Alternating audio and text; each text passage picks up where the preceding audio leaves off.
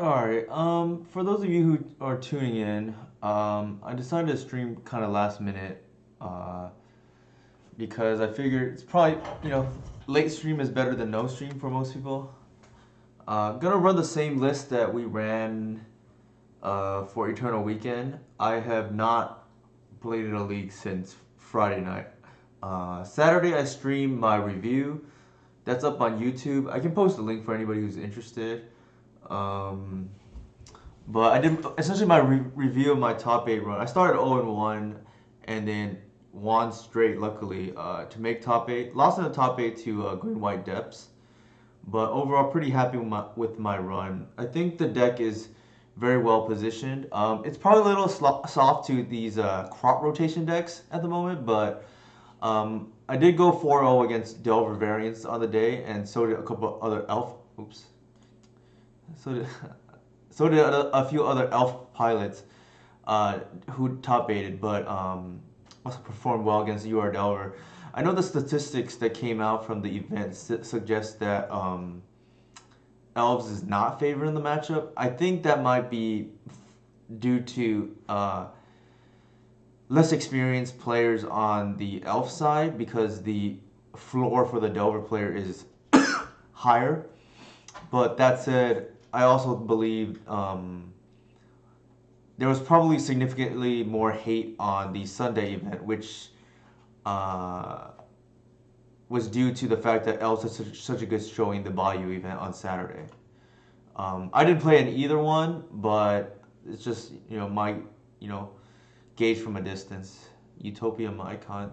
They're usually on some kind of strange Aether Vial type like fairies ish deck. I don't know if they're on that at the moment. It's been a while since I played against this pilot, but I kind of remember that from a while back. Not the best hand, but again, typically from an elf perspective, unless I know for sure what they're on, I'll keep. So, it's got lands and spells, so it's kind of all you want, right?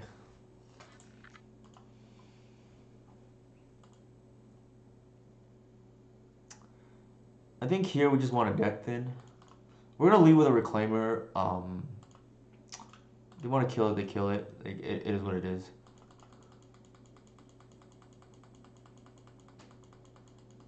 If I know they're on Delver, I'd probably lead with Warwood, but that's okay.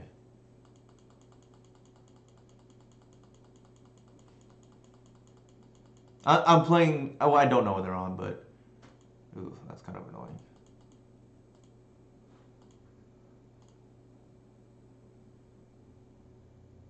Yeesh, that just got significantly worse too. I think I want to be able to endurance, and then I don't think they're gonna walk into it, but we don't have an answer at the moment for that. And maybe we just top Icarus or something. Oof, sure. Yeah, so they're on spirits. This Aether Vow-ish deck.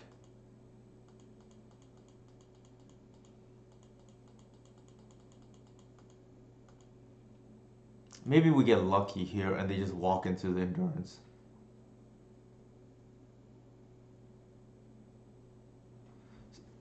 The thing that's rough here is they have the wasteland, so I think we are probably priced into playing the endurance regardless.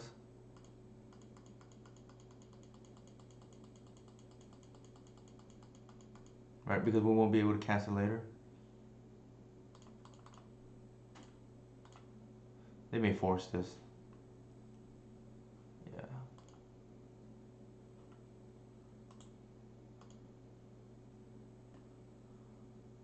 Nothing we can do.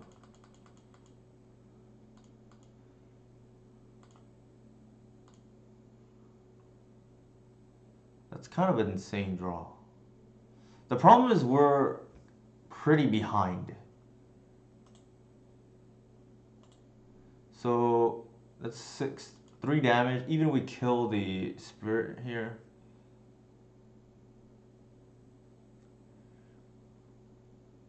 I got to think, is going the other way a winning line? Probably not.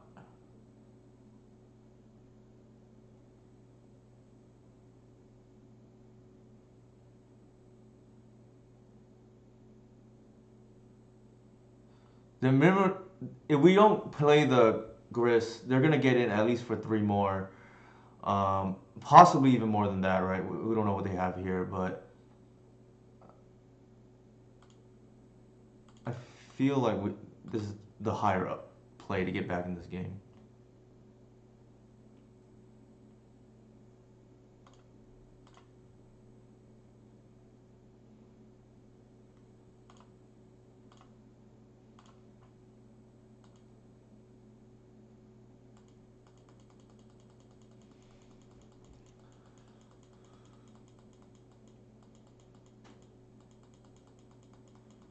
Not to mention, yeah, they have the wasteland too, so that's probably correct actually.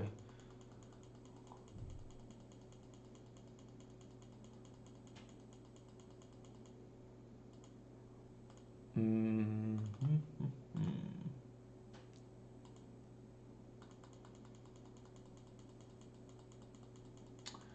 We're gonna go to four, possibly lower. We might just be dead on the backswing here. We didn't exactly have a great hand, but it is what it is.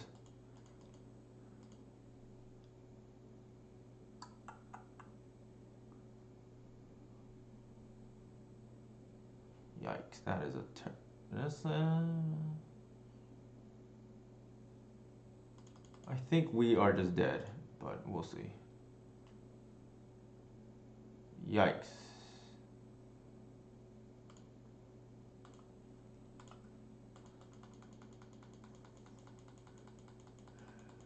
Yeah, against these Aether Vial decks, I don't really like where the deck our deck is percentage wise at the moment game one anymore because we have a lot of just awkward cards that are not good in the matchup.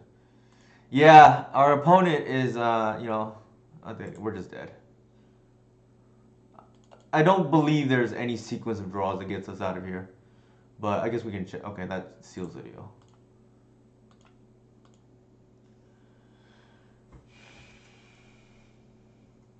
Actually, so Jason, I mentioned that I had run into this pilot probably a long time ago. My record, I think, against him is like pretty good. I think I like sometimes will lose game one because just these cards don't line up well. But I think I mentioned against these Aether Vial decks, post-sport, I think it lines up better because, well, I guess in this case they have Force of Will, but typically against these other decks like DNT, which, Jason, top 16, the shout out to Jason, the Sylvan Library event last night that went very late, by the way. Uh, so good showing by Jason. Very big event. I think it's like 500 plus people or something. I didn't check, but this is probably gonna be insane.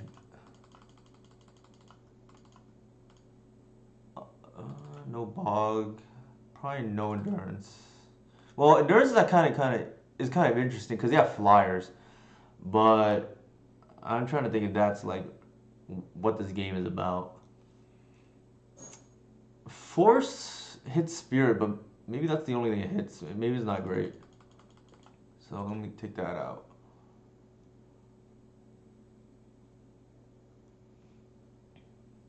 I think I just want another land. Not really familiar with the spirits matchup. I think I played against, like I said, I think I beat this opponent a few times before, but not something I like, have on my spreadsheet. Dude, do I want spirit? Probably. Sorry, do I want force? Probably not. And then, it's like, this blocks their flyers, but I don't think. Well, they could swords it, but I'm not sure that's what it's about. Yeah, Spell Queller is an obnoxious card. When that card, saw some like playing, or people were trying like Stoneblade variants. It is quite good actually against elves, as you can imagine.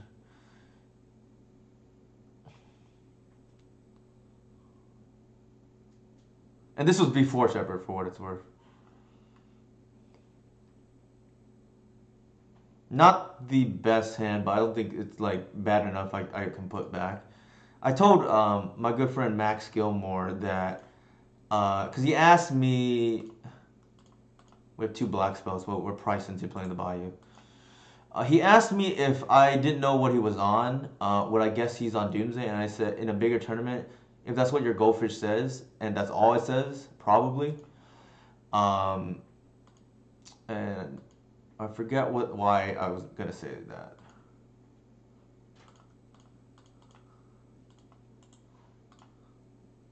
Yeah, I forget what the point of that was. There was a reason. I'll try to think of it again, but I think it had to do with the fact that what your opponent is playing or something like that. I don't remember. Okay, thank goodness they didn't go after our land. Never mind. So just the mono removal.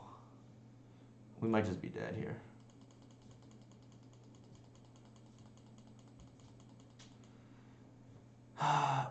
Oops, I should have attacked.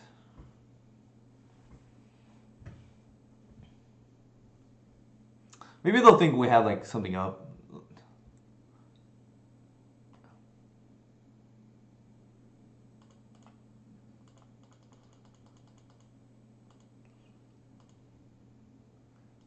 Yeah, we got lucky there.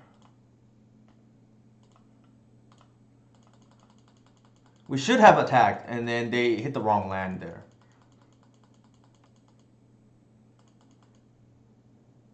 Yeah, the player has no thing, and now I might just like steal this game with a land. Yep. Well, let me think. That's gonna be 3. I'm still short, so I think I have to protect the wasteland. So I'm gonna leave the reclaimer up.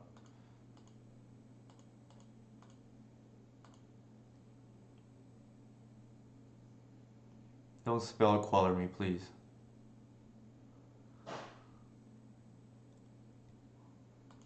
That's okay. That's also okay. Alright, so I think we're gonna steal this game now. Because of Progenitus. Please don't draw it. Alright, there you go.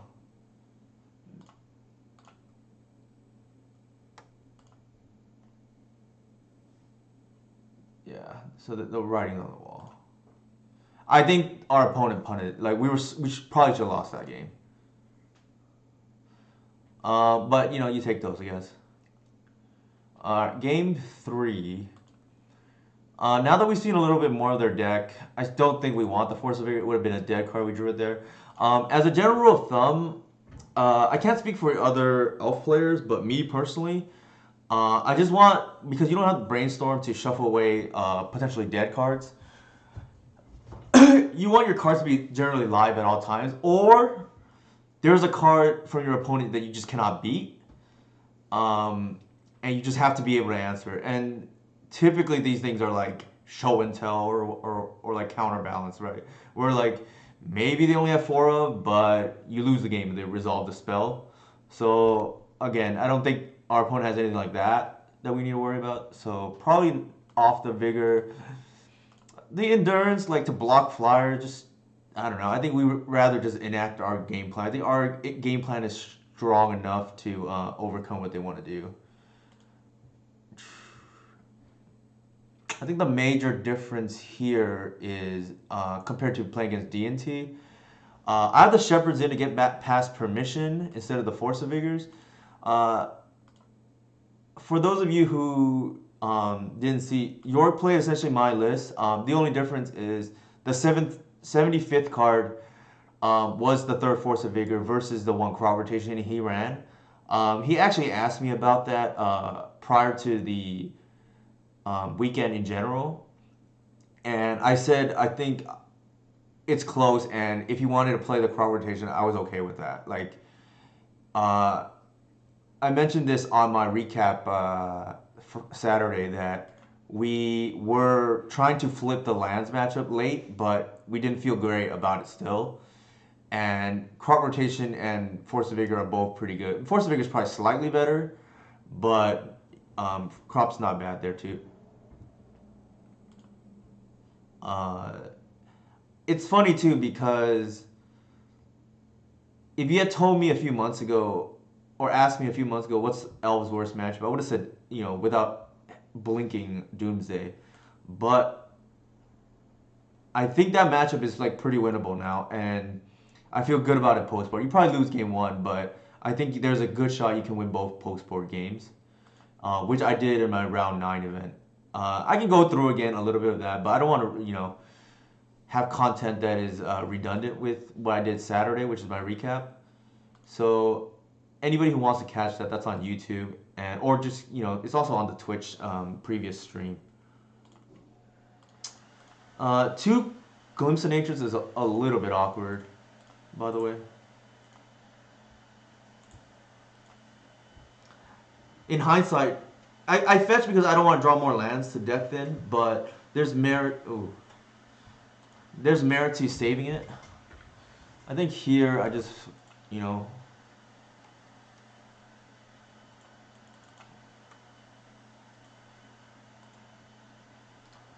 I don't believe we want to trade. They could have a one drop, and I don't. I think our one drop is worth more than theirs.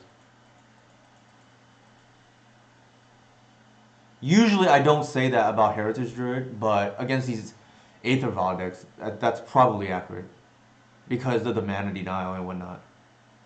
Not to mention the pumping of the guy's cradle.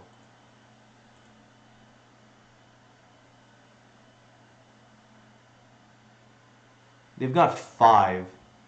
Um, it's likely that they have. Man, this is tough. I can go for the natural order here, but they likely have Force. Once Upon a Time is not particularly great because I have to play my land and then I can't do anything following that. I think we just lead with the Grist here. Actually, I don't hate that.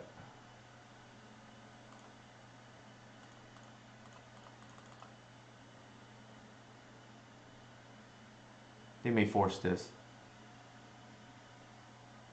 This is almost certainly getting wastelanded.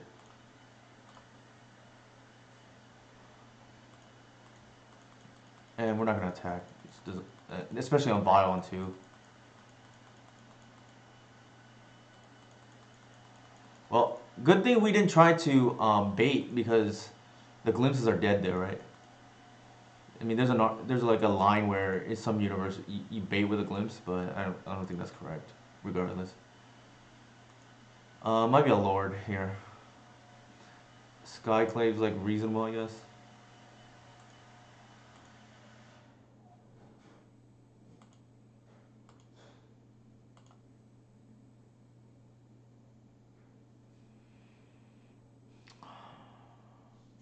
I think we can go Wirewood. And then we have 4 here. Jeez, okay. So now we have 3.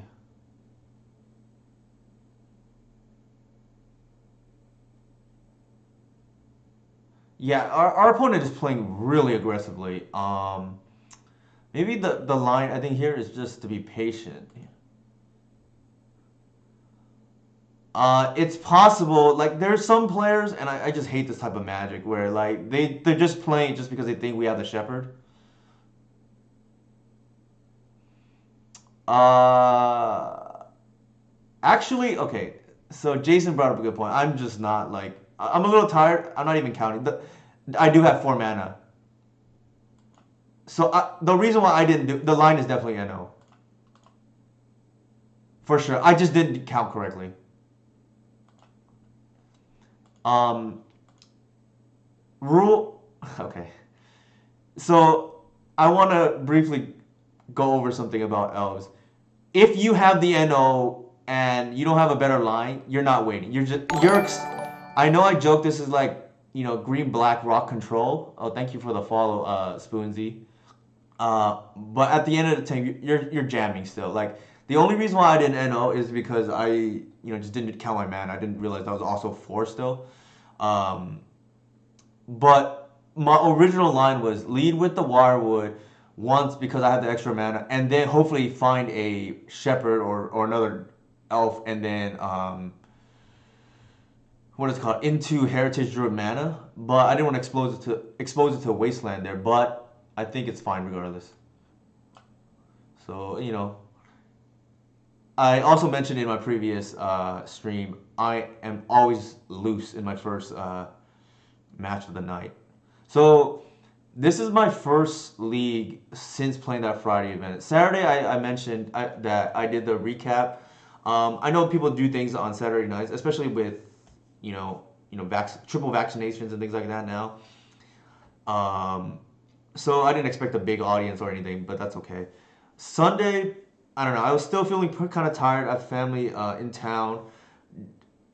Usually I would play on Sunday nights leagues, but I just decided I'm just gonna take the day off. I'm kind of emotionally also. It was kind of a big weekend for me in terms of top 8ing the Friday event, and then my good friend York top 8ing not just top 8ing, but straight up winning the Saturday event. Not to mention multiple elves in the Saturday event. Just and it probably showed too because I heard there was a ton of hate on the Sunday event, but that's just anecdotal experience. I mean, sorry, not anecdotal. Just through the grapevine of what I've heard. This hand is a little sus. And to answer Jason's question, am I okay if they go Hellbent? Oh, 100%. I only didn't jam immediately because I just didn't count the mana, but you definitely do. This is almost like a mold 5 already, so I'm gonna mold. Keep. This user I recognize, I just don't remember what they're on. I think they're on like some brews a lot of times. In general, you want to make mana, so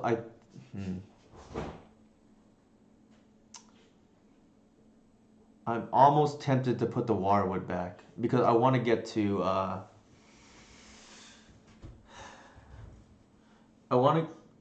well, actually, the Heritage Druid is kind of bad too, but we don't have mana acceleration without it. I think we put the Waterwood back.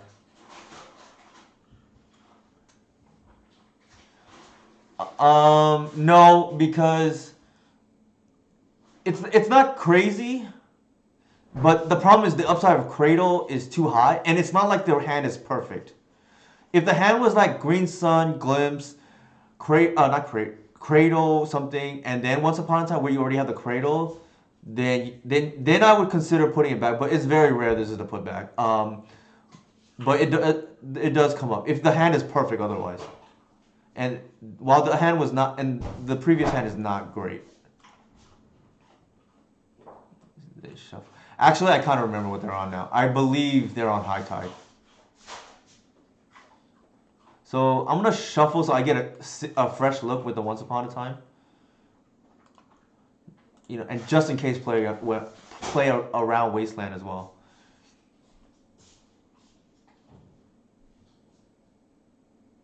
So here we get the Waterwood anyway, right?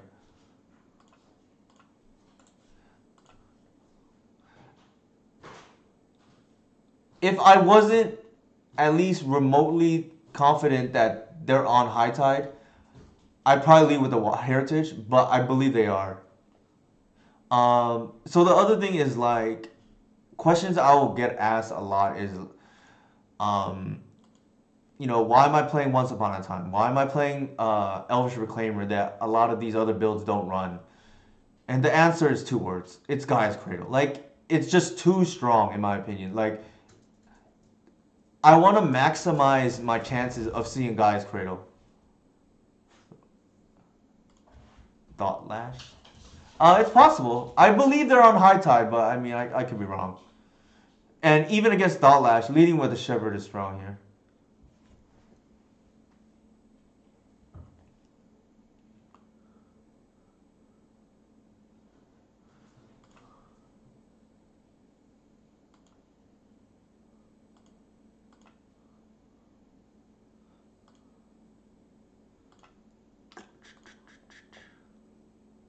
Alright, so, sequence properly here.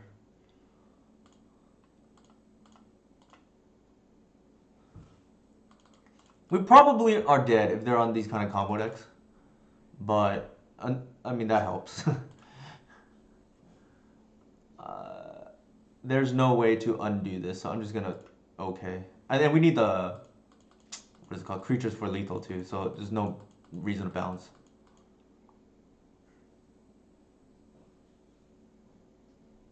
Relic is interesting.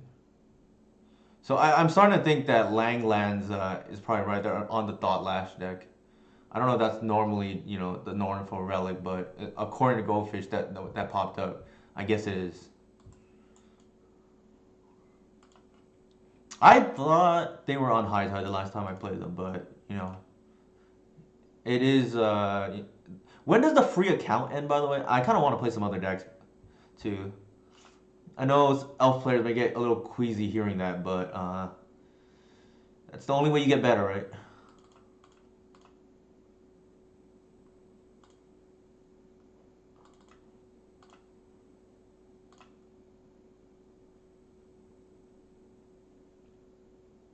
Yeah, that'd be sweet, actually.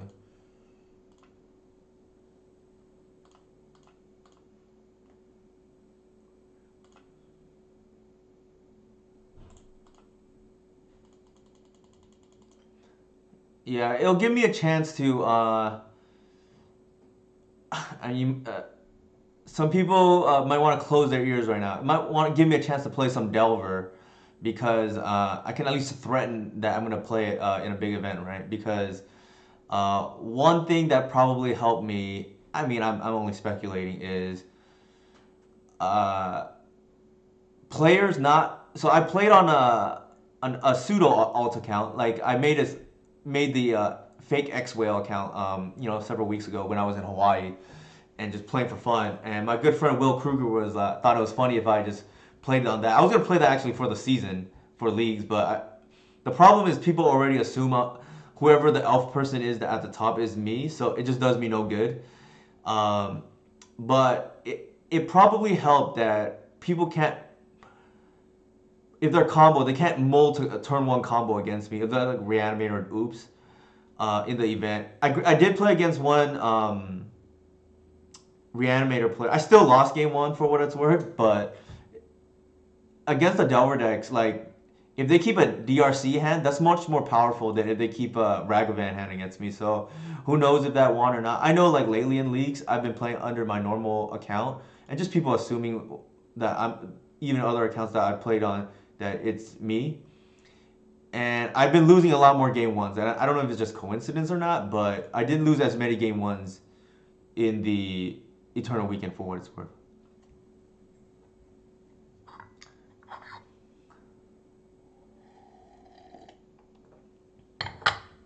Yeah, so Yorion kind of gives it away. The thing though is it could be the Yorion Green Sun, which is a thing too. So I like the Archon because I think you probably named Enchantment from what I understand. I don't know the deck too well. The Thought Lash deck. Trophy seems probably pretty solid. Well, let me think. I don't even know. It's been a while. Actually, somebody from my LGS plays this deck.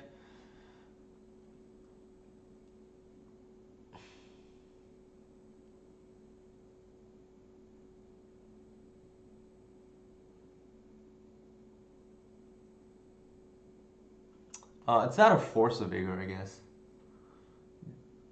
Oops, I better hurry up.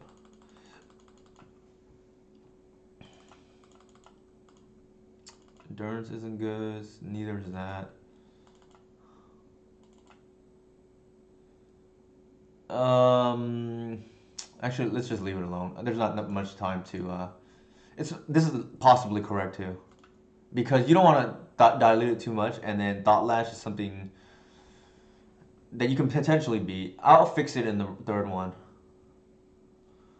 if it goes to that. But yeah, a friend of mine actually played this deck at my LGS. If he watches this, shout out to Francis.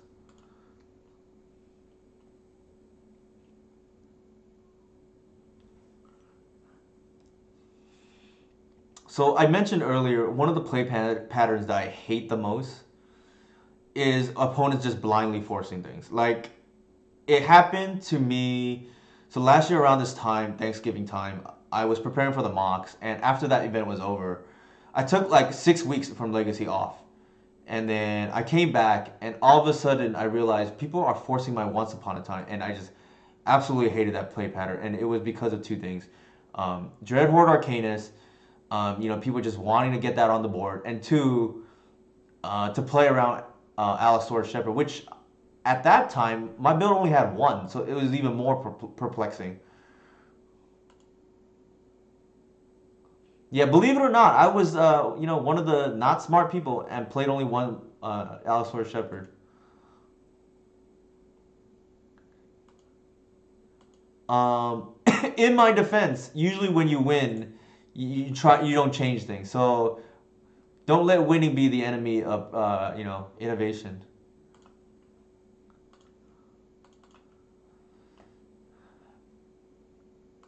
I think here I'm just gonna lead with a reclaimer. If they force it, so be it. I don't think they will. It was just our previous opponent. I think what I want to do is heritage into once and then see if that draws out and dig for the Allosaurus Shepherd. This card is just absurd. I almost want to play four now. Like I played four for a while. The reason why I trimmed to three is because at the time I cut two lands. I cut two lands and two spells for four Once Upon a Times, and then I realized I still at the end of the day want my Once Upon a Times to be able to find Guy's Cradle instead of having to use them to find my first land. So I went to the sweet spot of three. Not to mention drawing two is horrendous. But with the inclusion of not Allosaur, of endurance and force of vigor now as pitch spells, it might be okay.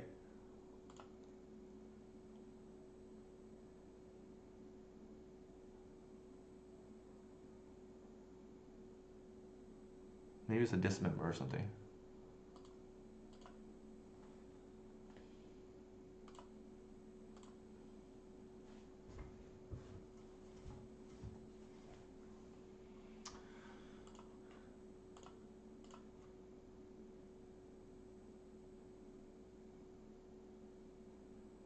I mean, this would be a good time to have removal if that's what that is.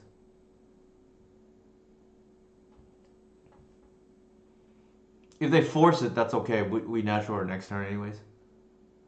All right. And then since we drew out force, so to speak, which is attack, I believe we're in good shape. It's tough too because while Elves is, in my opinion, the hardest deck to play in Legacy right now, especially this version specifically, I think the Netto version is probably easier than some other Legacy decks. But one benefit, so I know some people will, it's like important to them that their deck is hard to play or whatnot. Actually, that's a downside. So the reason why to have an easier to play deck or harder to play deck is not so much because it's bragging rights. It's more so because if it's hard for you to play, it's going to be hard for your opponent to play. Yeah, I can probably. I think that's fair because Nettle Sentinel is hard in the sense that, especially on paper, you have to remember the triggers, but that's a mechanical thing. I think from a decision standpoint, it's more linear than its Reclaimer counterpart. And then I would say, I would agree. Yeah, Doomsday and Lands are probably harder than that version, and I would put this version harder than Doomsday and Lands. And I think like super SS tier before of difficulty was like the old Doomsday builds, which is probably on par with this deck where they had to actually, before Thassa's Oracle, essentially. That's quite obnoxious.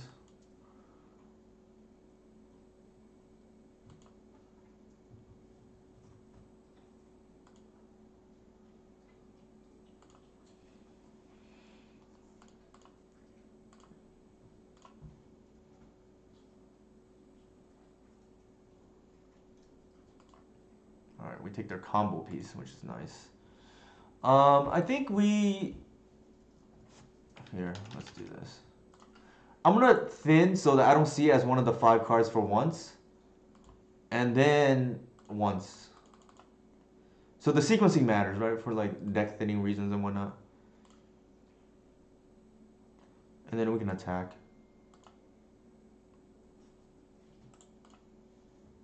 Actually, yeah, we attack.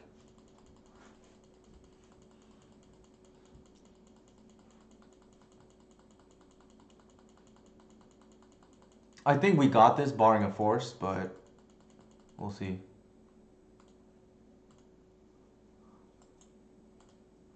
That's the land we know about. Alright, I think they have to hit force off the relic now. Relic, I don't even. I always think it's funny when people board in Graveyard Hate against, or leave in Graveyard Hate against, although that's a cantrip, against Elvish Reclaimer, because I don't think it's particularly good. Just like Knight of the Reliquary, the stats are a bonus. The tutoring is what matters. Nick's name, thanks for the follower. Thanks for the follow. Yeah, so that's fine. That's fair. Yeah, I think that's totally completely valid. I tunnel vision into the Reclaimer, and it's a cantrip too at the end of the day. So that should be game. Yeah. We played 2 rogue decks so far. I know. Well, I mean, some people enjoy that. I think the people who are on the chat right now are pretty competitive players, so maybe not the most interesting to them, but I mean, you can't pick your opponents, right?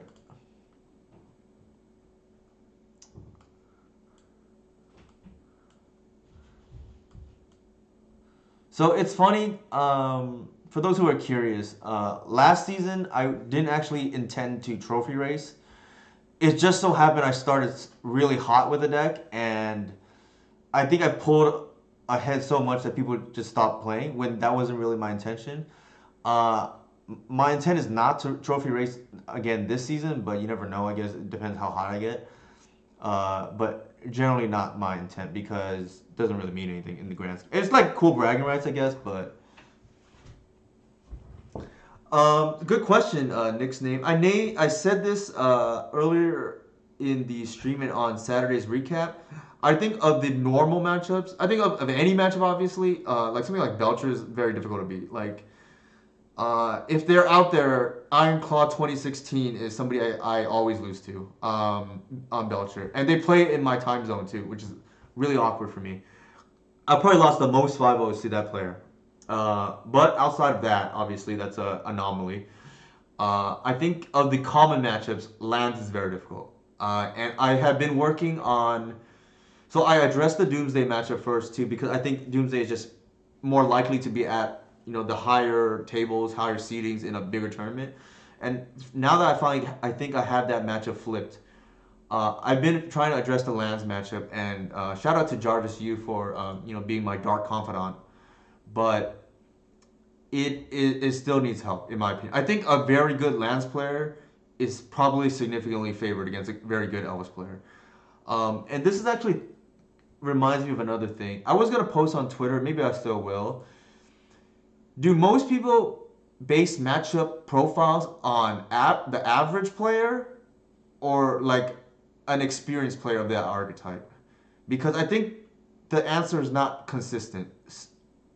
Mulligan this. Because that's fair. I mean, yeah, I guess it always depends. But like when I see such and such is favored or even against such and such, it's hard for me to gauge because I wonder, are they talking about the average person? Are they talking about like two equally skilled pilot playing at I wouldn't say mistake free because that's almost impossible to do in a longer event, but close to mistake free.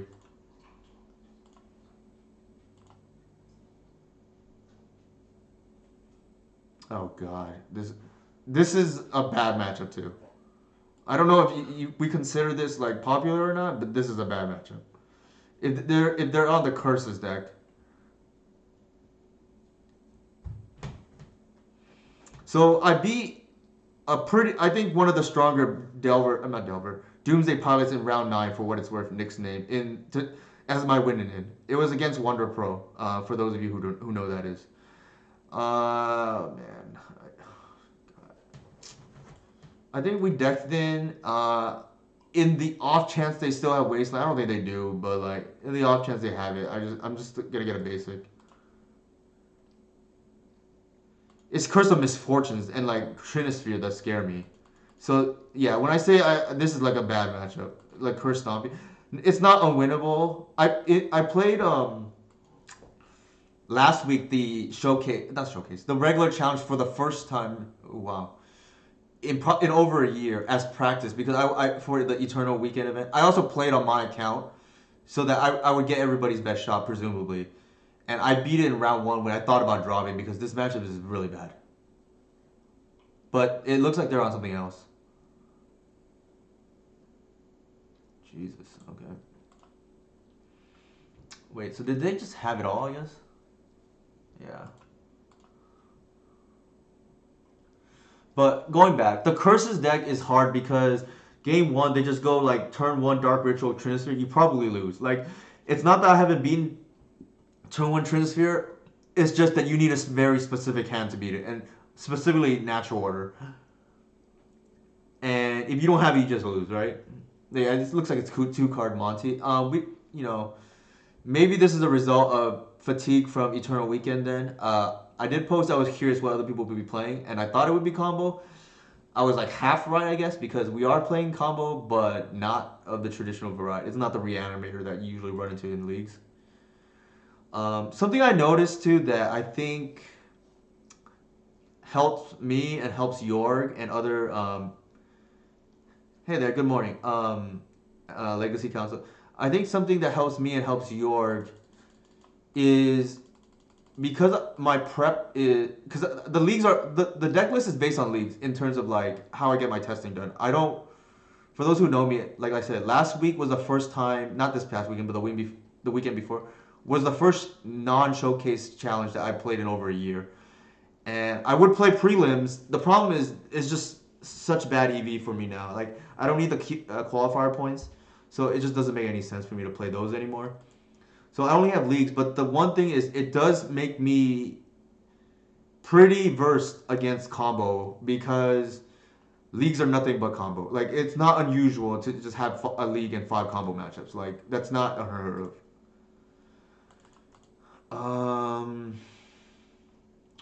I think we want probably the wasteland for Saga. Bog is bad here. I think you want the removal. And let me bring up how I board against Painter. Because I don't remember off the top of my head. Like, this is why it's good to have a sideboard map. You can just, like, look at it. Here, where's Painter?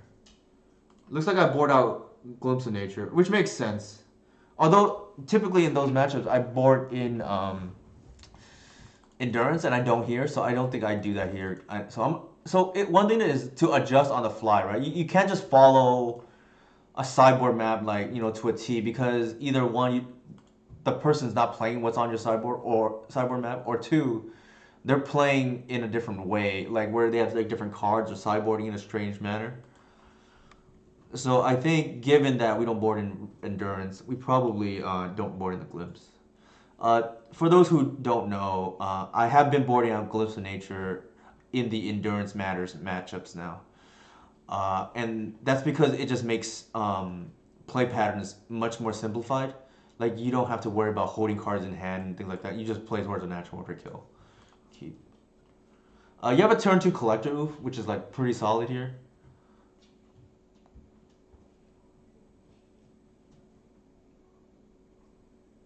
Not to mention, unless they are like a hard combo, you're keeping most hands. Alright, they Moto 4, which is what probably their deck does a lot.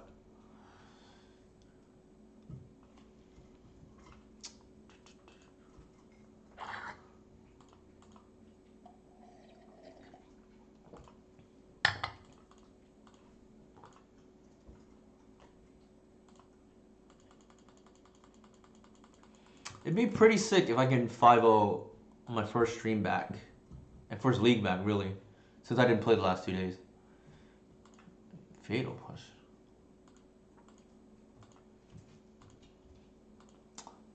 Probably still, we don't want to put the cart before the horse. We're still only in the third round. Pretty sick draw. I think given our hand, we can afford to burn the green sun here on ramp.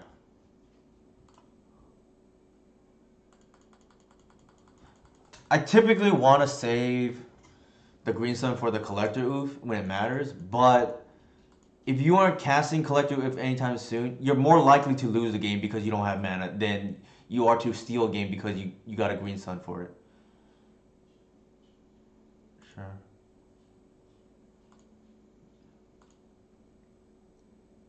There's no need to burn the force right here. Not to mention they have removal, so.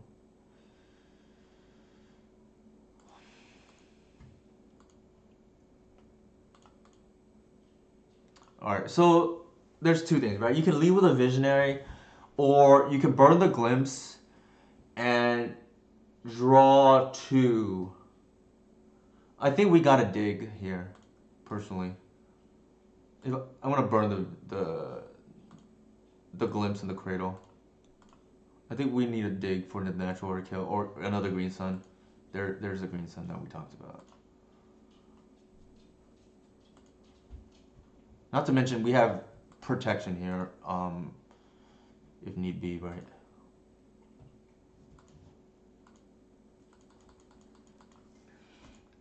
One thing I see from not newer players, but more, I would say, mid experienced players, is they tend to be a little too conservative with their green suns. So, like, they want to save it for the collector oof, and then you just fall behind because of mana.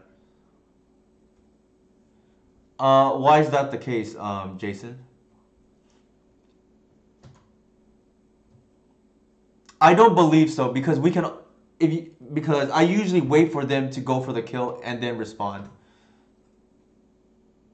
Like they have to have this. All right. Um.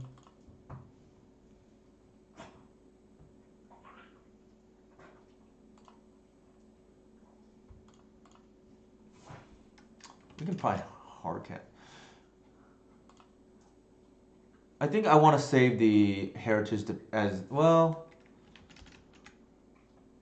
Yeah, you gotta save the heritage as the pitch here. That's greedy. Well, actually no, because even if they cast the painter servant, we can hard cast the force of vigor, so that's okay.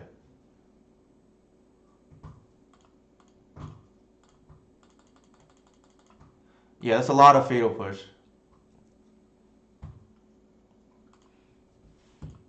Fatal push low key like mostly not mostly, but I would say half responsible probably for me winning the trophy race last season because I mentioned that I got real hot in the beginning and real hot at the end, and fatal push was a big breakthrough in the beginning of the season where I realized two things. That's when I hit the 1950 elo on Moto because I realized when prismatic ending is better than abrupt decay, and then I realized swords was better than prismatic ending, and I realized well maybe fatal push can do a good enough swords impersonation. Well, it's kind of good I saved my force, right?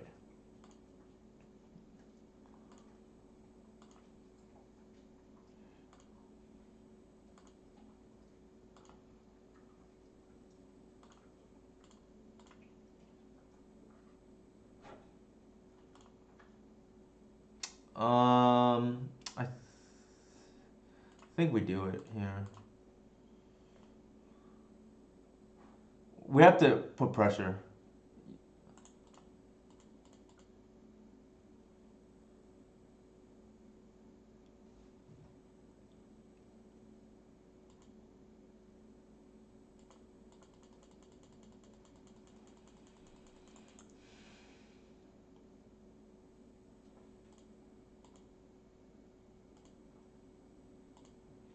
Yeah. So the thing is like, Delver had moved to mono one drops, and Fatal Push did a good enough impersonation of Swords to Plowshares. Uh-oh. God, I hate that card.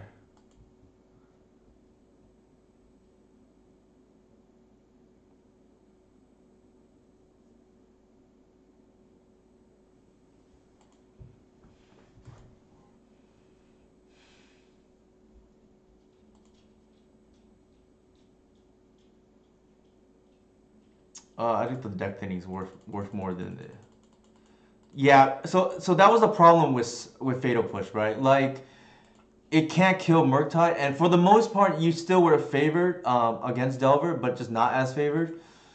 What I came to realize was you still probably want the extra percentage because the one of the main draws to playing elves is being able to beat Delver consistently, and they can steal games because of Murktide. And finally, I decided, okay, I hate Assassin's Trophy as a card, but I'm gonna give it another chance. And it actually turned out to be a great thing because not only did it shore up the Delver matchup by default, it wasn't really meant for Delver to be honest.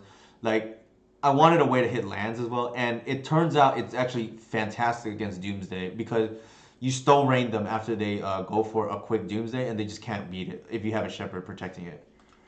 The other thing is like against something like Test, that where they have no basics, a Stone Rain or hitting a Wish Claw is like very good. Yeah, so it's funny because I play on paper, and my good friend John Hardival, who plays elves, right? And also who goes to my store, Max Gilmore. So I heard from John that Max had been playing around Wasteland out of elves, and what a year to live in, right? Like elves threatened the land destruction package. So pretty cool, like things to see, I guess.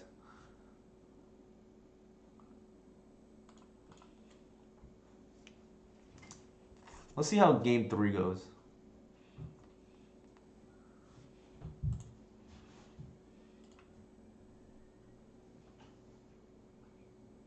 I don't think we'd want C's against them.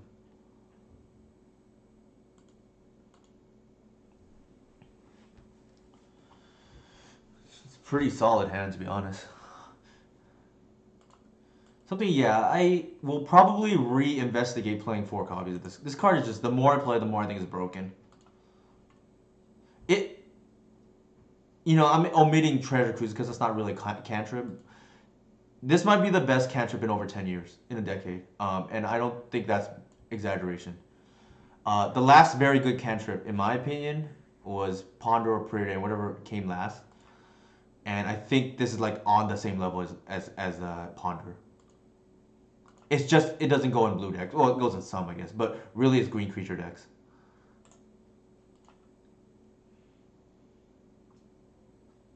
I took the Visionary, I guess.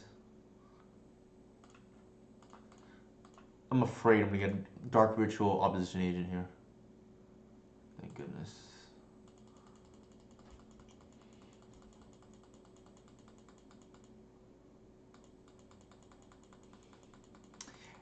It's almost good, right? That they are, slowing their combo down because they're just giving us more time. I think here.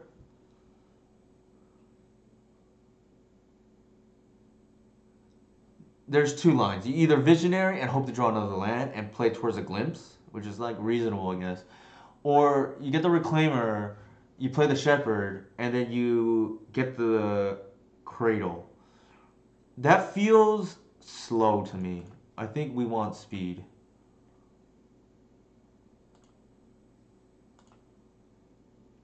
Consider is good too, for sure. I mean, there's no question about that. But it's pretty narrow. If we're talking about just deck-specific cantrips, I think there's a cantrip that's better than all of those. That's aside from Brainstorm, and that's Ancient Stirrings. That card is one of the most broken cards in the red shell. It's just that it's a lot more narrow than the other ones. Jesus. Okay. Yeah. This you know these curse decks or dark ritual decks with stompy shells. Dark ritual to 3 drop hate is just very difficult to beat. Normally, I don't mind engineer and age is like really annoying for my version because there's a lot of tutoring.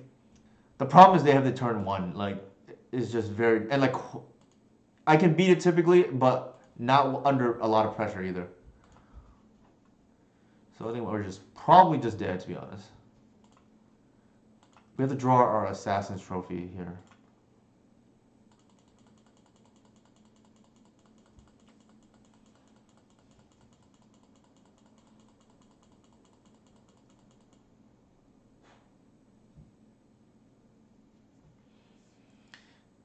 Can't really chump block right now.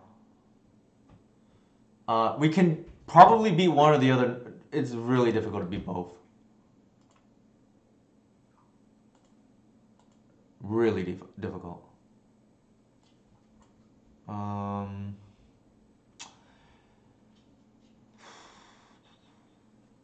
I think we need to try to buy time.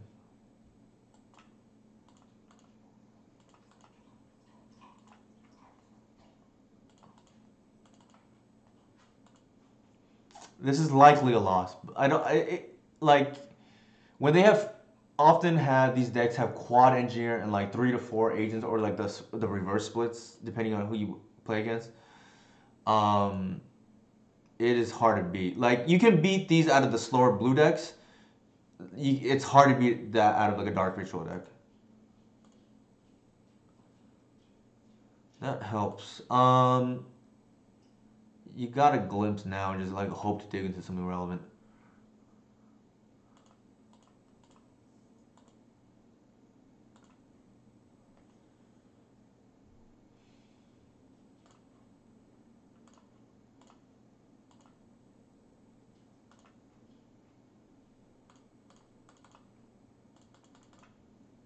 So one cool thing about untap is you can actually target your opponent.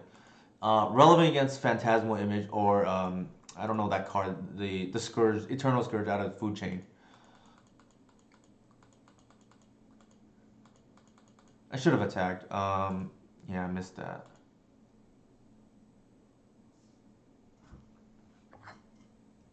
Sure.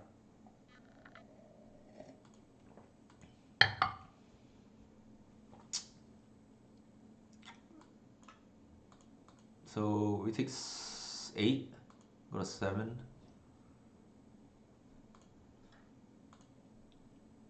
Yeah, this is actually a pretty good top deck to be honest. Um, Probably play that.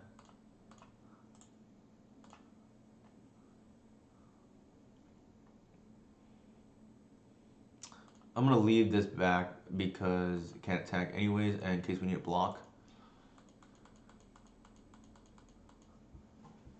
So one cool thing about Birchlore is back when Dreadhorde was still legal and Grixis like sure. Oh, wait a minute. Ah, this is not a creature. This is like kind of obnoxious, but we can force if they don't have the mana. In fact, we have no choice but to force here. Sure. Hitting a Saga is pretty sweet though. Yeah.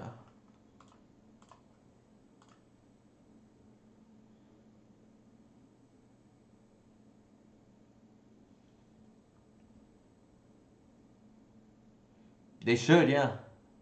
Although if they trade, that could be bad for them, right? Like depending on what I get. Oof. You might as well play the fetch, I guess. There's like no need. I mean, no use.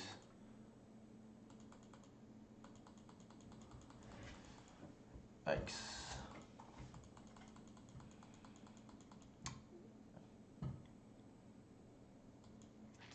They probably take the hoof. It's 3, 4, 5, 6. Cradle would win it here, but yeah, they took the hoof. Yeah, it is lethal, but we can't cast it, right? All right, we're down to one card or one top deck. No, they're taking it more as a thoughtseize, right? Like they don't want us to like just steal the game. Oh yeah, they probably well, let me think. Is it free? Oh, it is free with the Void Walker. That's pretty funny. That's what you guys are referring to. Yeah, that's correct. It's lethal for both sides. That's pretty funny actually. Let me think. How do I want to do this here? If I fetch, they can steal a land.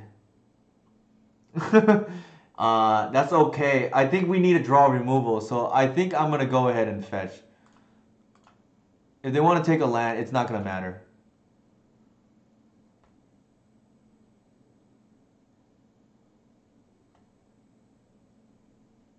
Like they know our hand already. Like who cares? We're just trying to deck thin, right? Oops. Did they take a land? They took a fetch, which is not smart, but all right, now we're dead.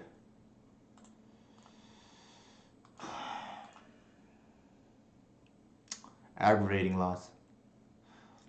So for those of you who tuning in right now, we got like drawn on the game one, and then these dark ritual and stompy like into quad engineer trinisphere type decks are like very difficult to beat in my opinion. It's not unwinnable, but I'd rather not see it because uh, sometimes you just don't have the things that line up to answer. But it is what it is.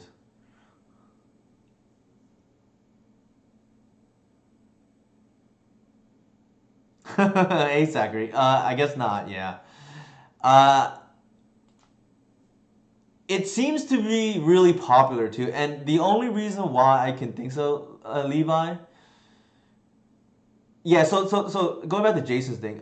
Yeah. So I'm reclaiming. If they want to take a land, it helps me deck. Then if they don't, I'll get a land, right? So the reason why, what was I gonna say? I think that people like these cursed stompy shells is because you have very polarizing matchups, and I guess it feels good to leyline a reanimator player out or something like that. Okay, so I mentioned this on the stream on the Saturday recap of the tournament run.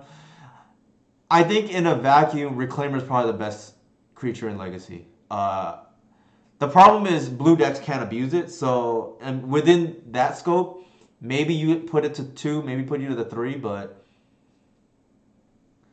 yeah, you spend very little time losing, a lot of time winning, I guess, for those like Dark Ritual stompy decks.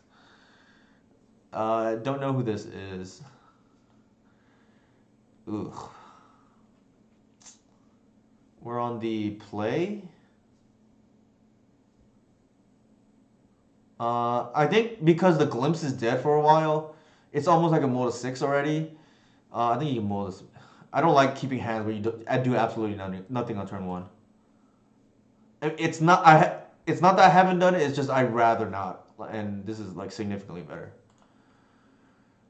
I think given this hand, we don't know what they're on.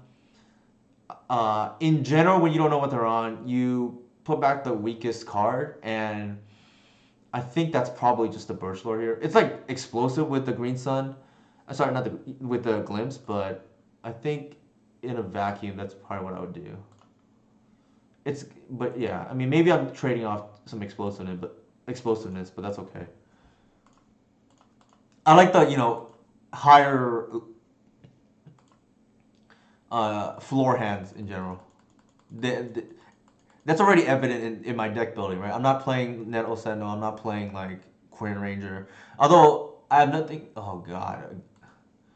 I have nothing bad to say about Queen Ranger. Like, if it weren't for Isle Sword Shepherd, actually, I still think I would be playing some number of Queen Ranger. It just so happens it's the most. It's not even the worst card in my opinion. Uh, in my opinion, the worst card is Heritage Druid. The problem is it's kind of a necessary evil. Like if you want more game against combo, whereas Curing Ranger, like the floor is much higher, but the ceiling is lower than Heritage. So again, just because I cut Queen Ranger doesn't mean I hate the card. It just so happens to be the most cuttable at the moment. So don't spread rumors that I don't like Queen Ranger or anything like that.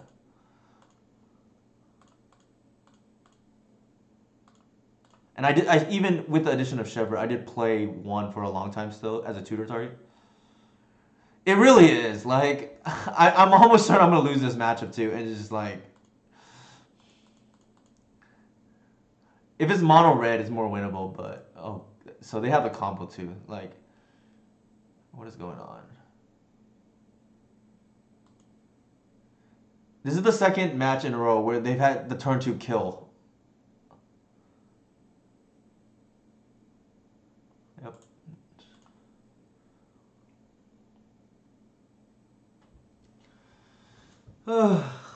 It is what it is. So they're on at least a more stock version.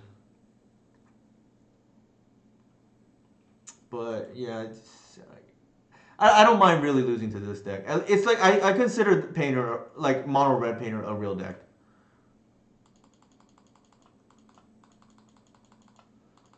But yeah. Endurances come in because they have goblins that can entomb, right? And then I'm gonna take out the glimpse package because it's not particularly great here. Actually, how do I board? I think Shepherds come out here actually. So counterintuitively, I actually board out Shepherds in this matchup. In general, any deck where you can't win via Dino activation, I board them out. Like it just doesn't do anything in the matchup. Like you can argue, oh, it stops Pyroblast, right? But not really, right? They could just destroy target permanent. So this comes out.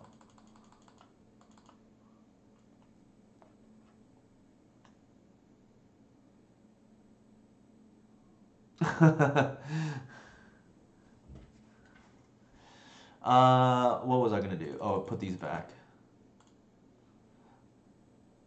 I don't really like Glimpse in this matchup because not only is it awkward with Endurance, they have Aether Storm Canoness.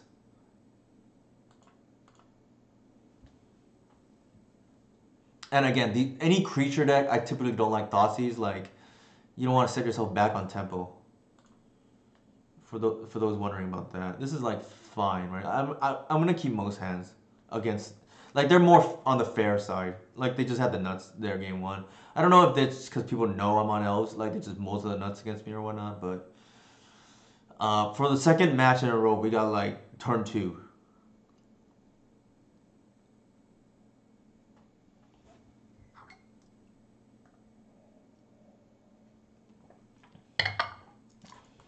But I think my new approach now is uh, people have already begun assuming that whoever the top leader elf leaderboard on elf leaderboard person is already me. So there's really no reason to not just play on Hello Newton and just get the best practice, so to speak.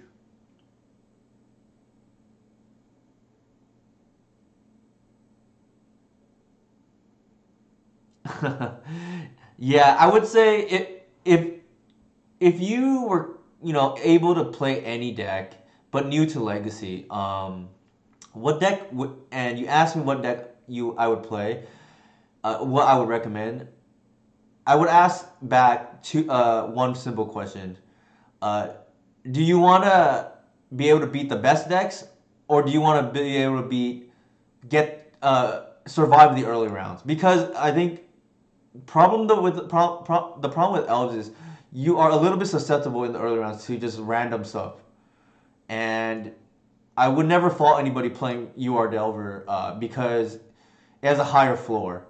Now I think elves has a higher ceiling, but you have to actually get to the later rounds, right? Like you are a little bit susceptible in the early rounds. Like even though this is probably the best configuration against combo we've probably ever seen because of endurance, endurance doesn't cover everything. Like you don't have forcible at the end of the day. I think here we're gonna go with this first. I mean, I could, but I think at the end of the day, the practice is probably more is probably worth it. I think I'm gonna expose the cradle in case I draw the fetch.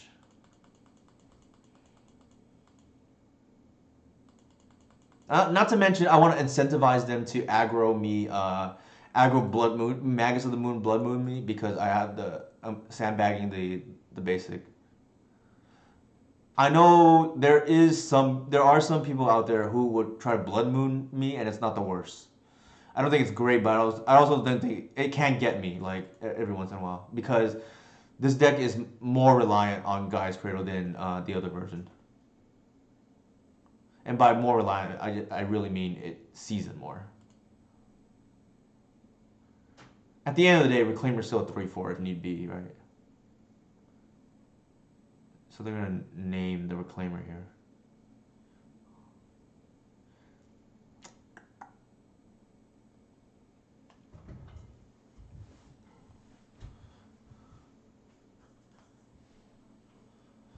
It's pretty funny. Did we board out? Yeah, we board out one, I guess.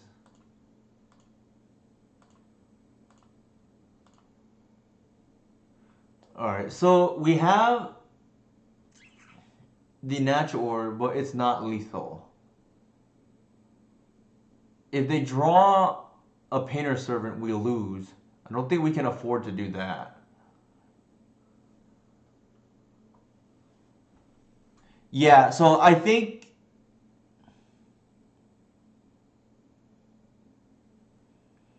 so. Um, you don't want to just lose. Like this is I joke this is a control deck, but that's not too far off from the truth. You don't want to just randomly lose.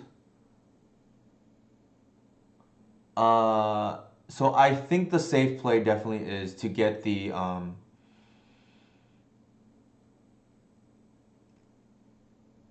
so if you play the forest and activate for an arbor, that gets you the 3 mana. You can't cast the natural still, so you have to actually cast this now.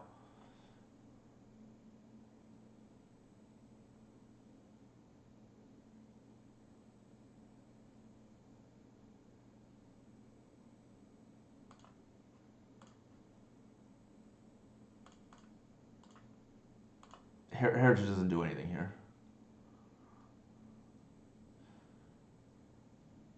I hate to do it, but you have to play safe.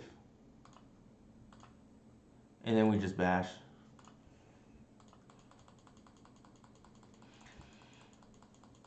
We lose to engineer, but at least this shuts off a bunch of other stuff.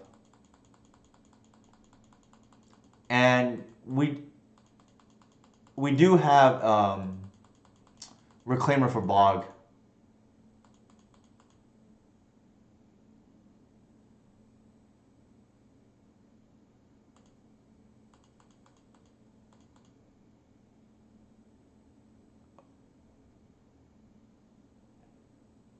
They should actually activate LED here.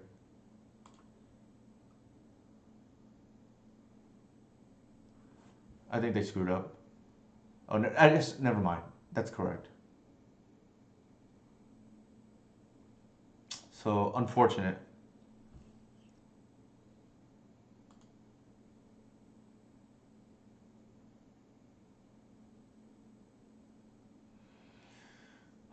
Can't play around everything. I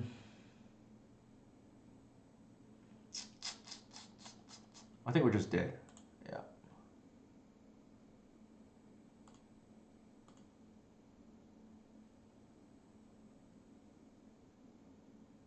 Yeah, it does make sense. We're just dead. Yeah. What would you have done differently, Levi? I like because we played around.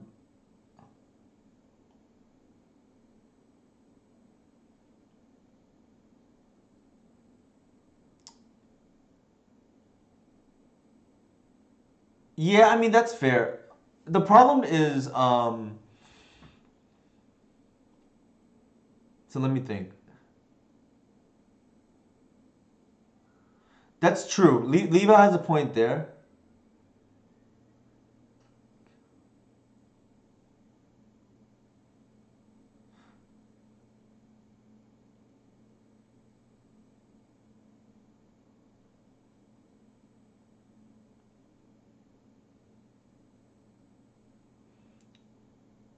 We can't we can't do everything on the same turn is the only thing. Oops. So we have to pick what we wanted to lose to, right? We can't bog and stop the painter on the same turn. So I went for living through a turn and then reclaimers up is my line. The other line is if you think that they're gonna do it the other way, um, okay. I think getting collector oof is a losing line because your clock is not fast enough. No, it's wirewood. So my line was we're gonna bog and hope to fade a turn because we can't stop what they're doing.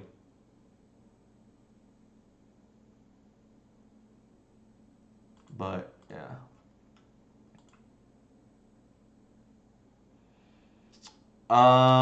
it is, but it doesn't stop Painter, right? Like, but I guess the argument is we're dead to Painter regardless because of the what is it called? Because of LED. So I think Levi has a point there. You can't do both on the same turn, but maybe the line then is you play around the engineer. But if you're doing that, to be fair, you might as well just leave the bog up, right? Because you can just get Arbor instead. But it wouldn't have mattered in this case because I don't remember their mana, but they might have been able to do everything in the same turn.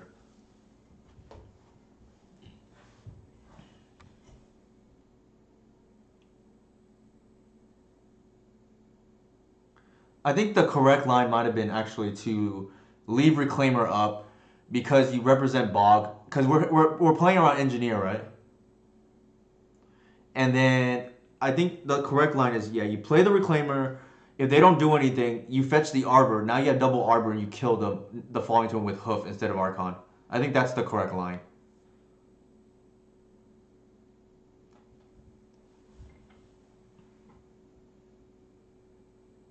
So that way you still have lethal next turn, but you still can play through the engineer because Levi brought up a good point that because of the LED, we can't play around Painter regardless. So maybe Artifact doesn't work there, and getting Collector Oof is just to me a losing line. Like they have so much removal that, and we don't have any kind of clock. So in hindsight, that was a misplay. Like I think I think Levi brought up a good point, and shout out to Levi, who is also very important member of the Reclaimer cabal. But I don't think Gris is the line. I think the line really is Reclaimer because that plays around Bog while keeping up natural or lethal the following turn. So I think everybody contributed. It's a team effort here, right? Twitch chat, streamer, everybody involved. Finding the correct line, which I believe is you just leave Reclaimer up because lethal natural or is lethal next turn. And Grist, the problem with Grist though is if you kill the engineer, you don't natural or is not lethal anymore. Yeah, you can call him a prince. Low key, he's probably just gonna replace me as the face of elves one day, cause he thinks like me, but he's already much smarter at a younger age. Uh, I guess it really depends if Levi is gonna play elves or if he's gonna continue playing blue red, right? Because uh, to use the Star Wars analogy, I guess We'll see if he's Anakin Skywalker and is gonna be lured by the dark side.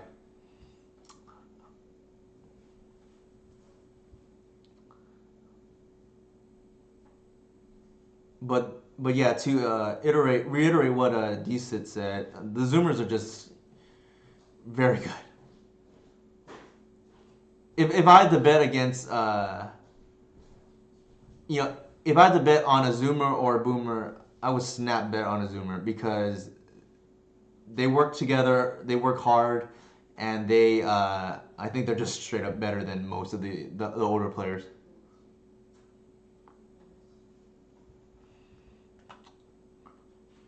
What do you think, Levi? You think you're gonna be back on L's pretty soon? If you're still watching, it did have a great weekend for what it's worth. They are. That is the problem I realize with boomers. They can't let go of certain cards.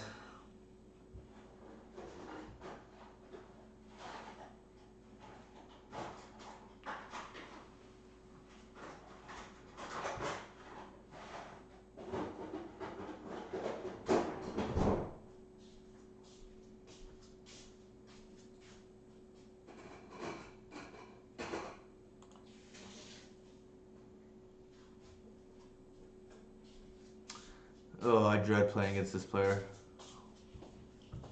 They are also on a brew.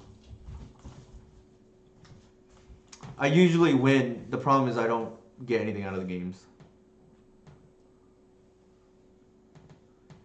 I think we just keep.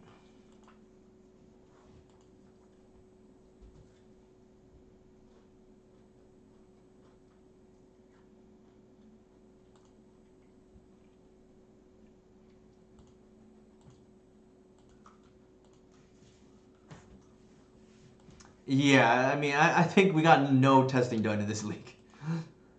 I guess the painters is irrelevant, so I take that back. The painter matchup is relevant, and I use that loosely, I guess.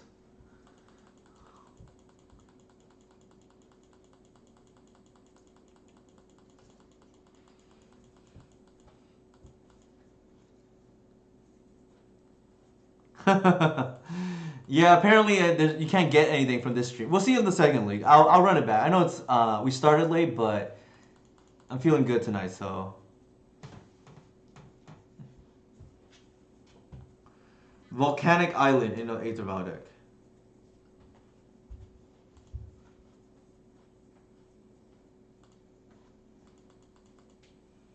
I mean, I think we're gonna win, but you just again, I don't think we get anything out of this.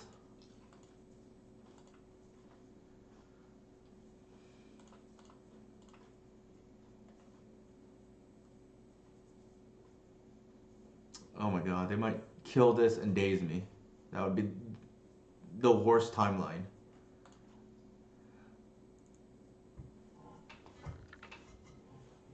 I think here we just actually play the one drops. The reason why is it makes more mana to cradle. Actually, I should have led with a wirewood here. That was a mistake on my part. I don't actually want. I don't actually want them to kill the reclaimer. Sure.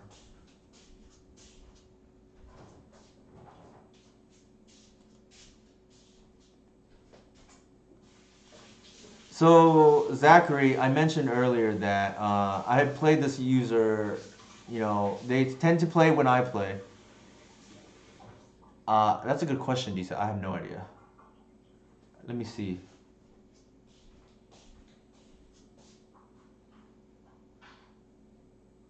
So their turn two, they cast fair. No, yeah, it looks like they fixed it because they didn't draw.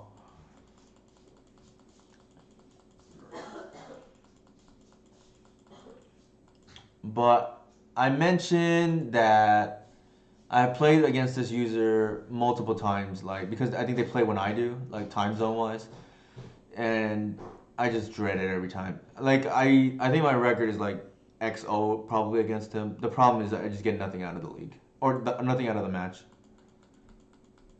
I'm sure they're a nice person. It's just like, um, part it if like play points and whatever weren't like a thing, I'd probably just concede the match.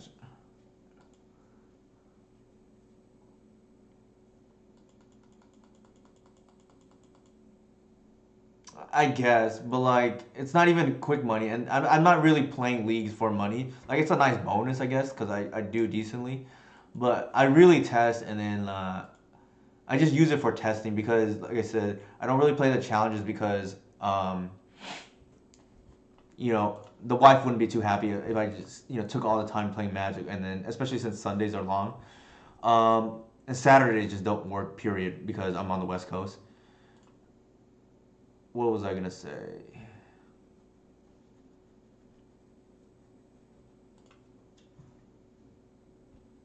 Actually, I sequenced that poorly. I should do this.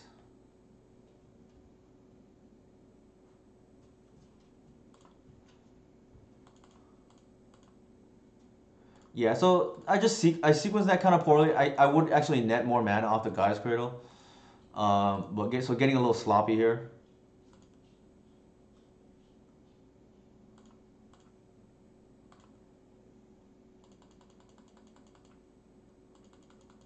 And I bounced the Heritage back because I have the double glimpse already.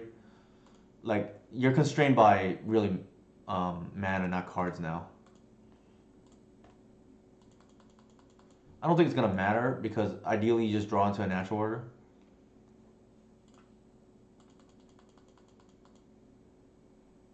But yeah, don't be like me. Be better than me. Like just cleaner sequencing.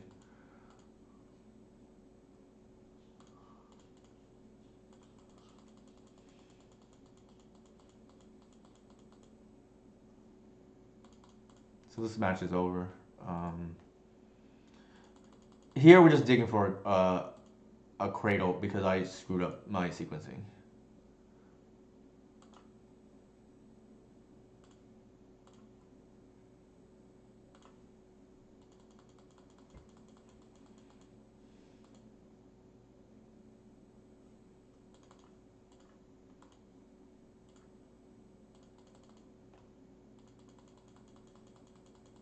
There we go.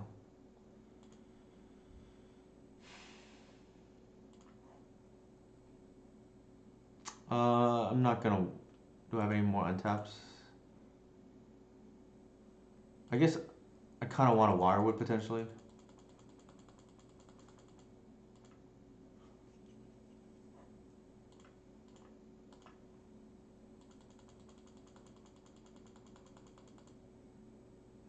Maybe they'll just concede.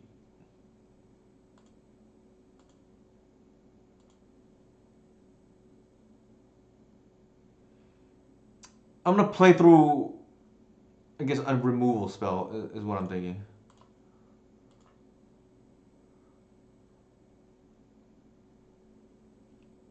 Actually, I mean that's not even worth it. Like let's just save time, chat. I don't want to waste everybody's time. I'm just gonna hoof right now. Like if they have, I don't think they have a removal spell.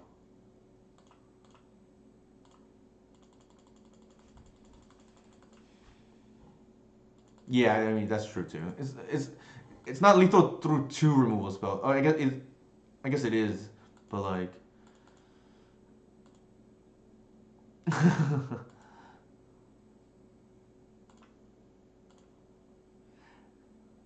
So the line actually was natural order for Archon, turn off their instance, and then normally I would do that and then just hoof them, right?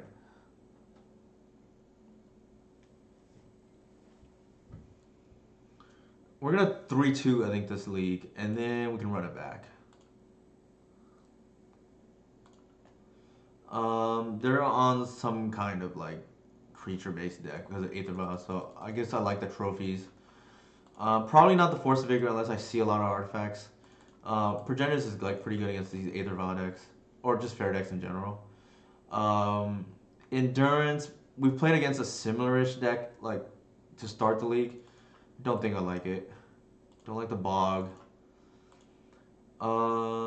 Anything else?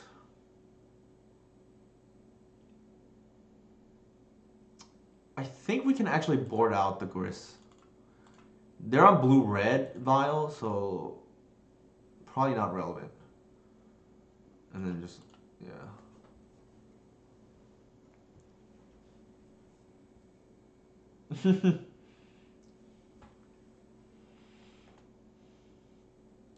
So this is like a mole to 4 already, almost, or 5 minimum, depending on how you view the arbor. But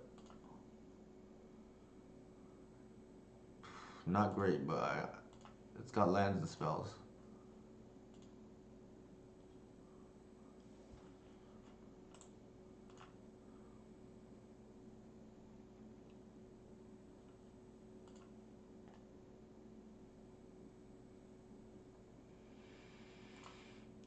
Ugh, the dreaded progenitus.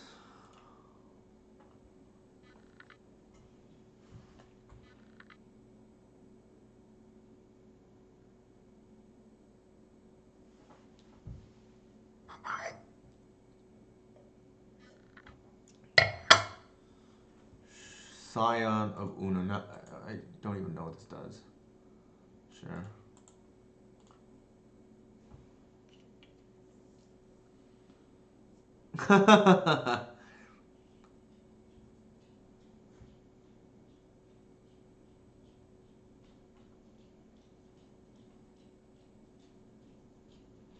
Again, like I said, this person likes to play brews, Zachary, so I wouldn't put too much weight into this.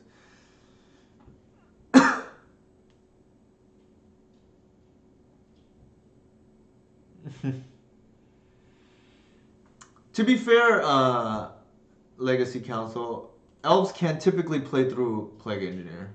I don't know about playing through 4, but 1 is probably okay. I think here, just like to ramp, right?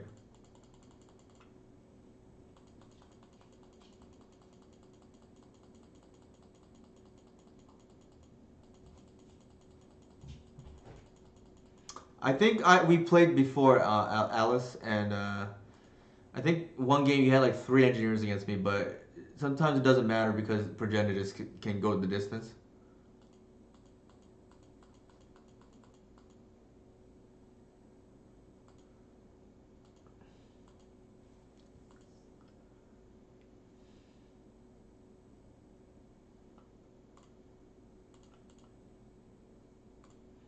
I'm not gonna take the chance.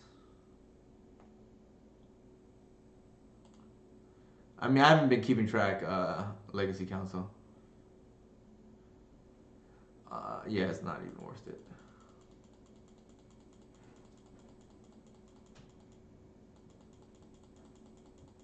Like, the problem is against these brewers, they can have anything.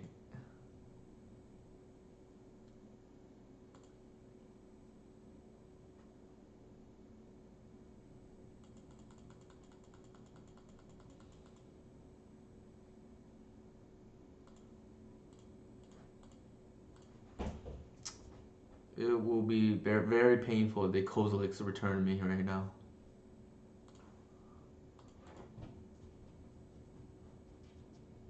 And they're in the right colors for it.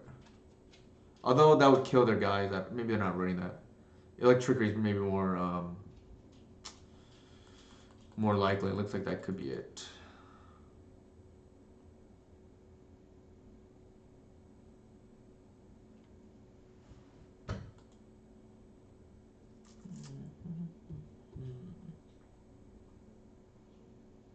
I smell a sweeper. No? Why did they fetch?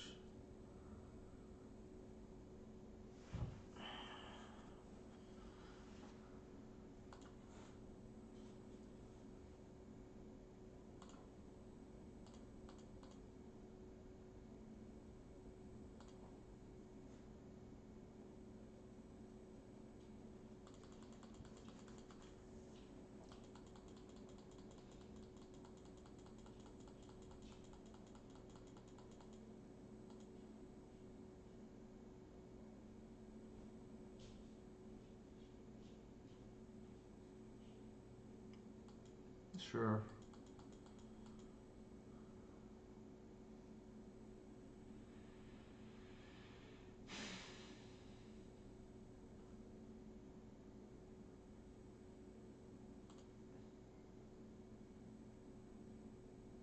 I should have fetched there, actually. That's a mistake.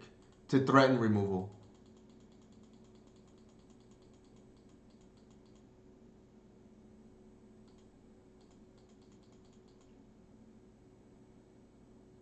you never know when they're just gonna GTA out of nowhere. Like,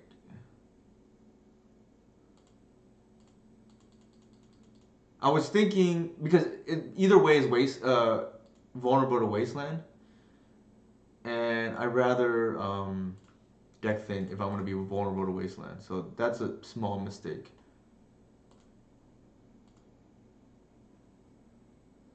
Jesus.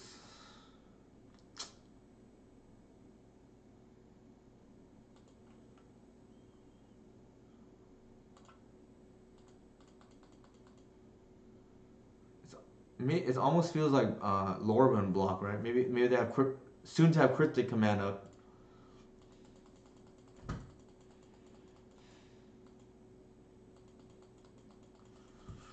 We're at the magic number of 9, which means we probably can't fetch, even though I would like to.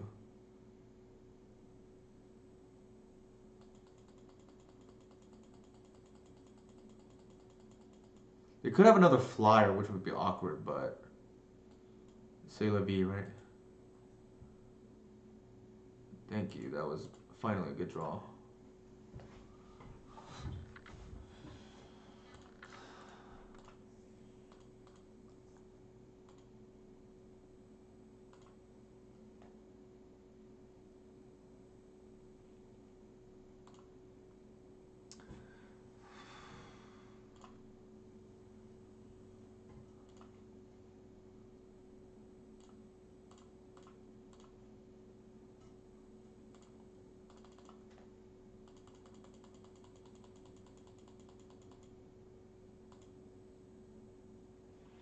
Depending on the draws here, this could have to find Heritage Druid.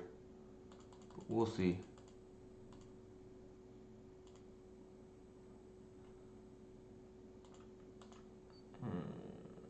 Shoot.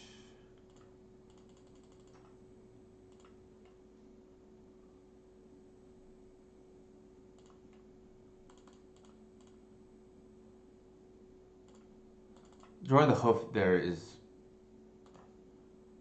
very bad.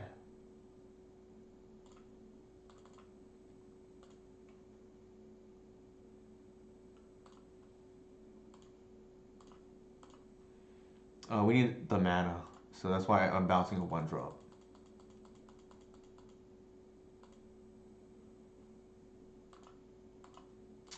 Yikes. We're probably dead.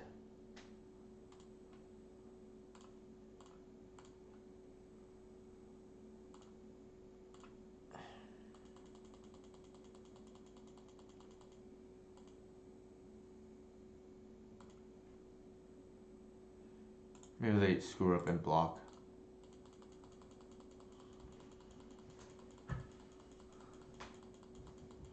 We flooded a little bit too much here. Like, we need the gas a turn earlier. Or not to draw the hoof. And draw into the natural order instead. So if they have any... Ooh. Hopefully we're not dead, right? Maybe they have the bolt. It'd be unbelievable if we somehow fade 3 cards right now. Like we're dead to a sneeze.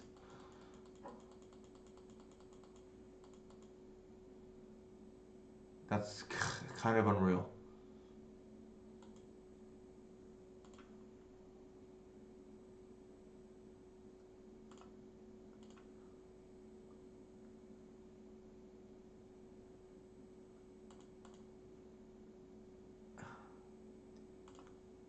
In case they have... Well, if they have removal, they would have just bolted me. So they don't have it.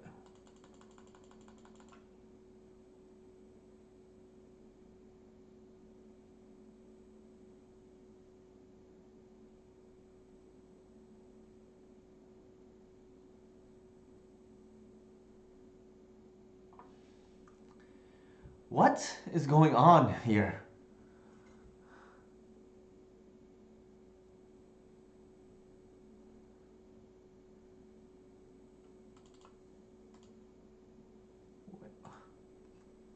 What is going on?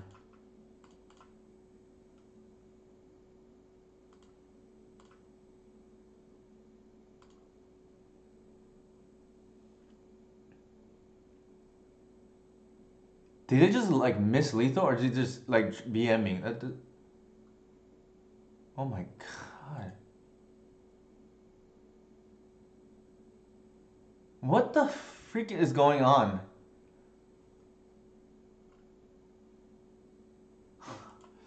Okay, I guess they're just trolling me. I don't understand like why you would waste my time.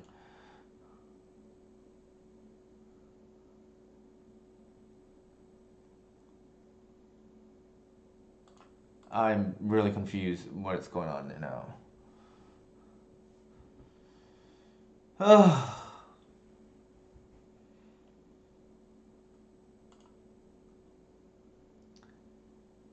Yeah, our opponent just had lethal, and for some reason, chose to do it on my turn. Like when I have like a bunch of on the stack instead of just saving both our time. Yeah, it really was just BM, and I don't really understand it because I don't know what warranted it, if anything.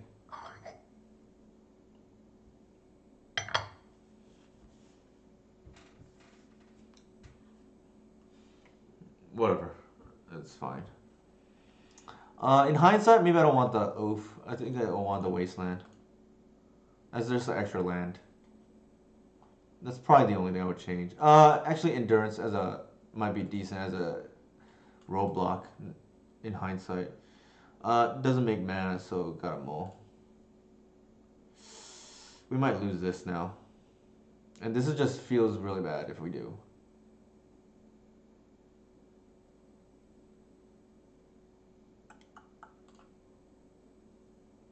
Sure. Wait, what? Oh, maybe I didn't click accept. What? I thought I took that out. I don't understand. Oh, man. I guess I have to put it back then.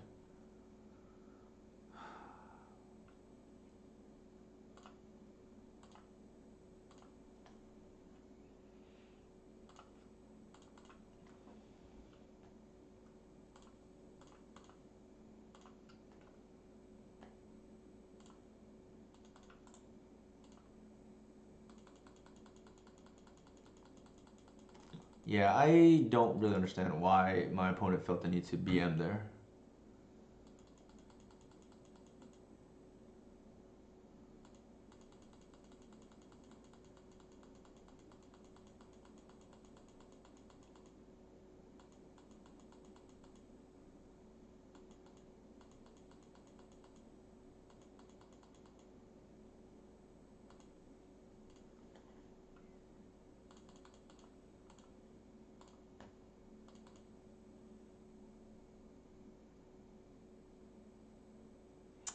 I mean, we'll see. We mode a 5, but what is going on? I really don't understand some of these plays, but maybe we would have been better off just conceding. Sometimes it's the worst of both worlds, right? You play against something like this, you get no practice and you lose anyways.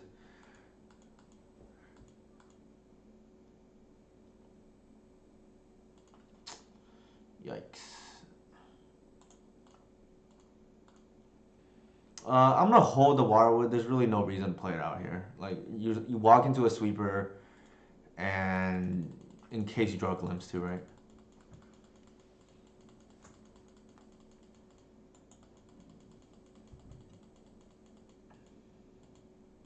They are on one land.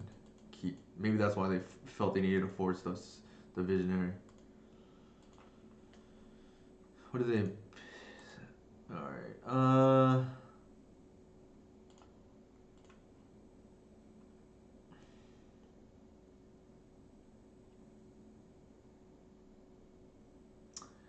You don't put natural order in your deck not to cast it. Maybe they forced this too. Who knows? They seem to be thinking about it. Yeah. Well, we know our opponent's not sniping. That's for sure.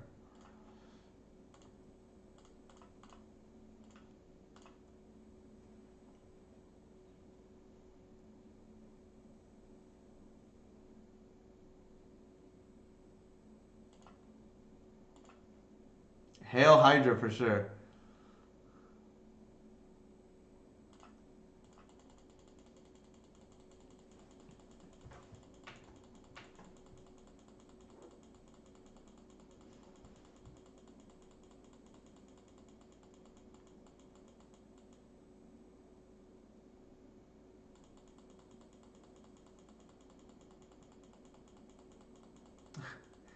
This is what I mean by this card is a bailout card, right? We move to 5, hand's not particularly great, and then you have Progenitus in play.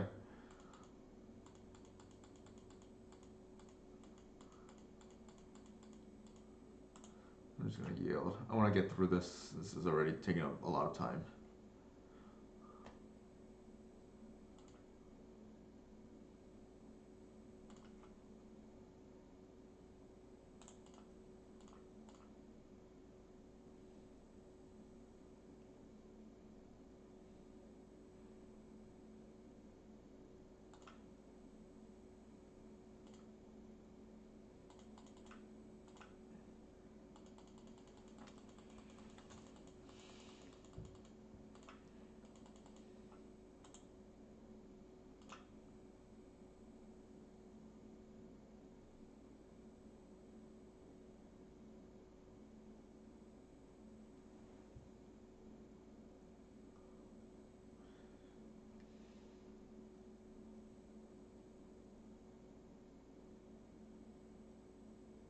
Oh, I love Cloud Fairies at least.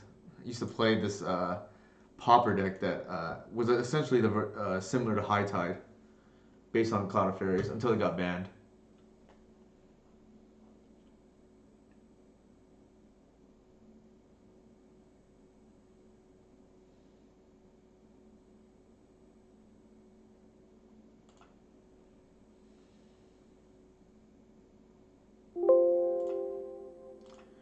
All right, not.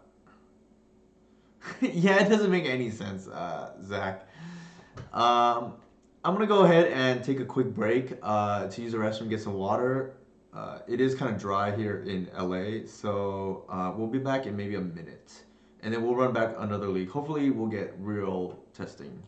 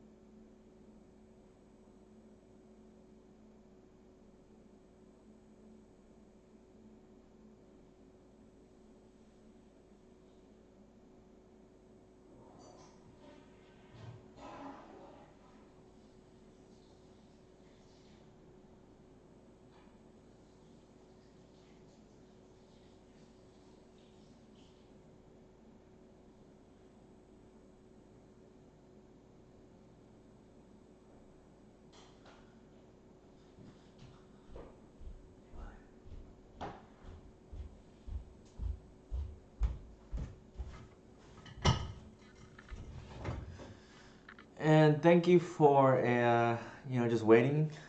I'm back.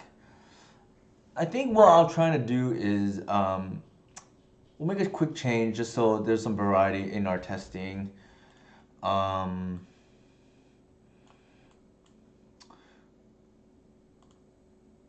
Oops, wrong card.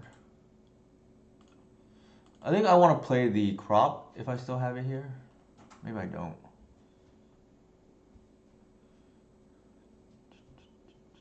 Here it is. So this is the only difference between Jorg's list and my list from the weekend. Um, in the previous weekend when I played, the regular challenge for practice, I finished 10th. I think I lost my winning into Javier Dominguez, but it would have been sweet to top 8 that event too, just as a tune-up. But nonetheless, I think it paid off overall. In that slot, I had a Withered Bloom command. So if some of you want to see that card in action, I don't mind playing that. The problem with that card is it's not particularly good against like green-white depths. It's a little awkward. Yeah, so I don't think it's a big difference either way. If you want to play the crop, you want to play the Withered Bloom, like fun of, which is like a savage card against D&T for by the way, but or the Force of Vigor. I think it can't go. You can't really go wrong with each. Like it's not really a coincidence that you organize, for the most part, play the same list. Like I do a lot of the testing in leagues, and then he will give me his feedback too, and then we'll go over, the pros and cons of each. But for those of you who subscribe to my Patreon, I mentioned actually that With the Bloom was a card that I tested weeks ago, and I thought I was actually going to only play one league and then be disappointed with it. I actually played multiple leagues and 5-0'd with it, I think, a few times. And I felt the card was too narrow when I first added it, but it's actually not as narrow as I originally thought, and the impact, it's almost like an expressive iteration. And I know Pokimoki played a list with Witherbloom Command and uttered the same thoughts. Granted, a completely different shell. I think I moved it to my other account at the moment. I keep all my cards in the Scooby-Loo account just because I like having a clean account, so there's not too many cards that clutters it up. So all the clutters in the one account. And I guess it's fitting, right? Because my dog, Scooby Lou, will clutter things up. But we can try the crop rotation. If people want, I can play the Withered Bloom command. I don't think it's like makes a big difference either way. Like the intent of this last card is to hit the lands matchup, and all of those cards do. But we'll try this version. I think for science, I guess. I've played it before, and probably will play it again sometime in the near future.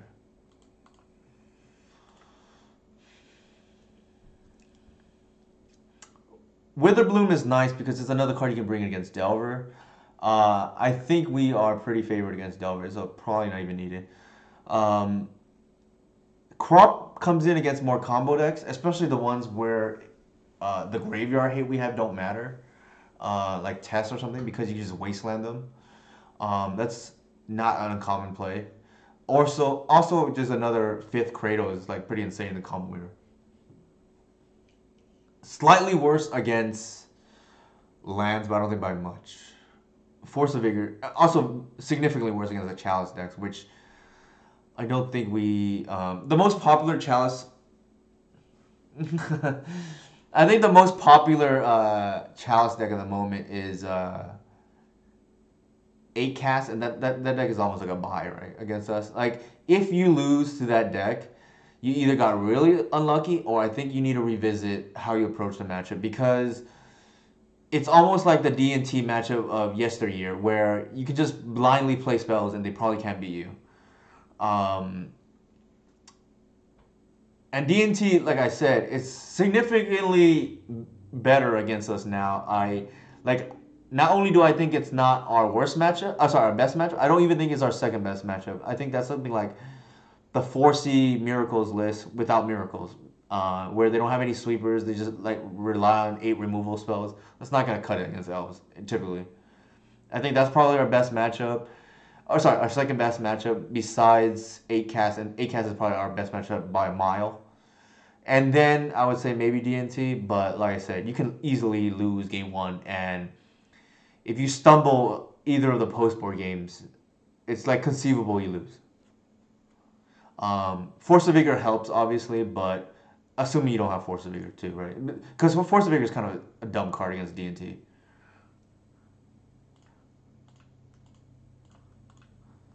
It's almost cheating. Um, we're on the draw. We have two chances to hit a land. This makes mana, so I don't hate it. So I'm gonna keep. If it's combo, we just like randomly luck sack into a win, right?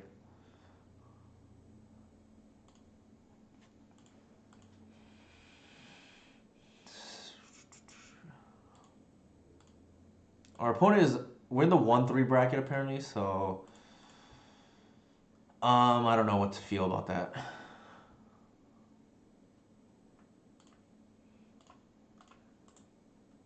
In the dark, I always lead with Reclaimer. The reason being is because at minimum, you get a guy's cradle. What in the world? Oh my god, we're playing against Mill. The irony is, I think this matchup we might lose because of all the deck thing that goes on.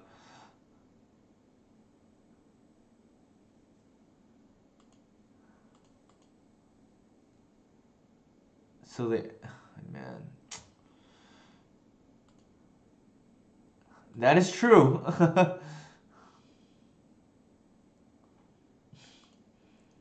This is just like the most ridiculous uh, thing.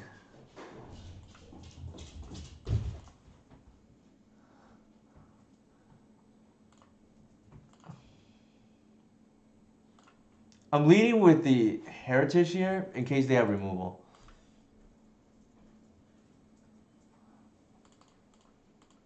So I'm gonna lead with a Wirewood, see if they remove them. I mean, you never know what they have, right? Like,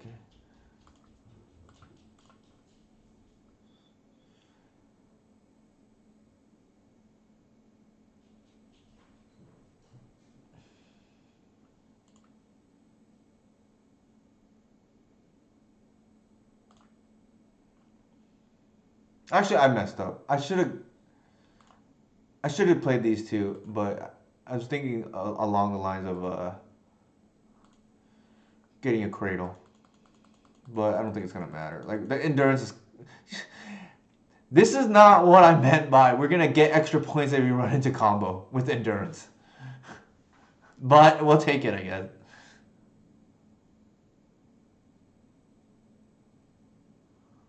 Definitely not what I meant.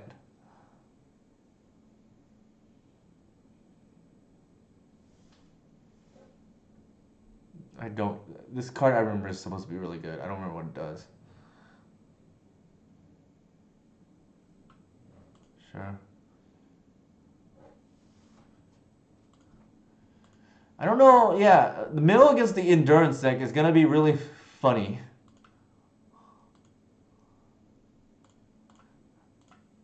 I feel like we probably just play out our hand right now.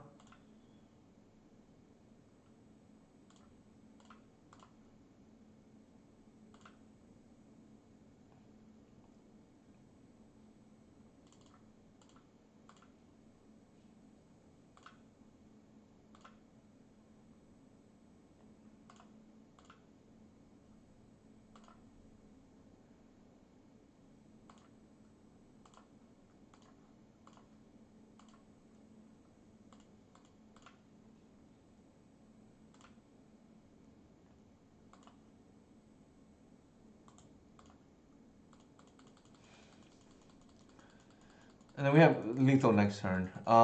We just undid all their work right now.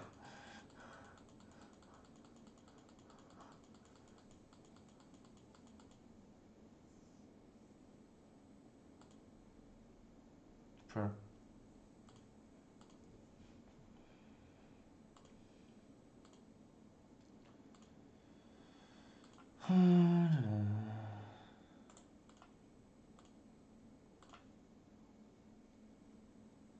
kind of funny actually, right? Like,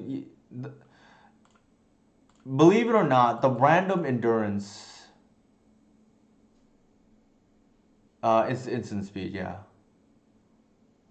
it's um, it's pretty messed up. Yeah, against ensnaring bridge.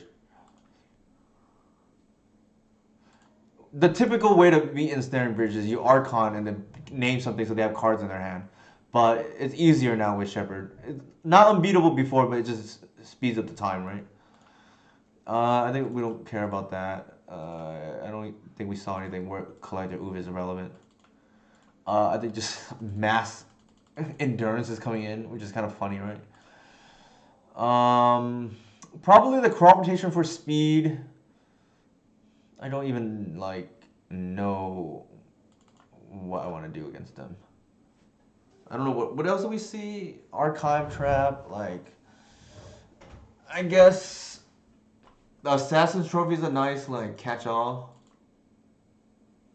Yeah, it's pretty narrow. I don't think it's worth it. I think the Assassin's Trophy is probably the thing, like in case they have like cyber engineer or something like.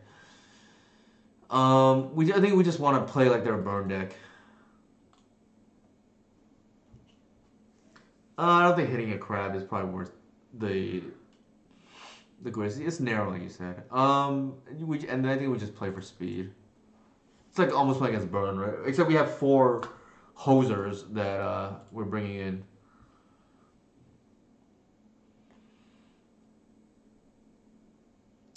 I think we just want a fast kill, which this is not.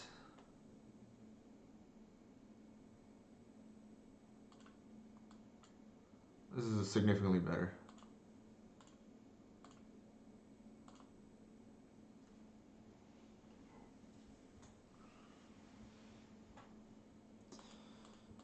Mox Diamond. We're literally playing, I guess, the ported version of the modern deck. It is not. Maybe I didn't pick the right night to stream. I mean, I'll probably stream again, at least multiple times this week. So for those of you who enjoy, cat tuning in, that will be something to behold, I guess. Also, I want to quickly mention that since we're on the topic, I will be streaming with York sometime this week. We're tentatively speaking, we're aiming for Friday, but it's like Thanksgiving weekend, so we'll see. But it has been our goal to stream together for a while. But he lives in Germany, I live in the California. We're literally when one person is available, the other person is either sleeping or working. So super brutal. But I think things will align for us to stream this week because of Thanksgiving weekend, and hopefully we can. We're like I said, we're aiming for this weekend. I think that will be a great time to tune in because good timing too because both of our Eternal Weekend runs, and then of course Jorg winning it all obviously.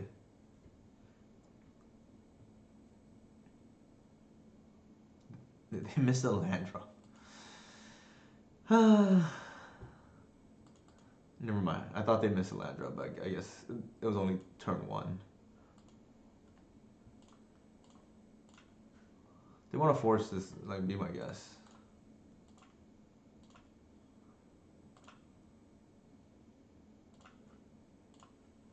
We're leading with the Reclaimer because in case we draw into a Heritage or Birchlore or Crop.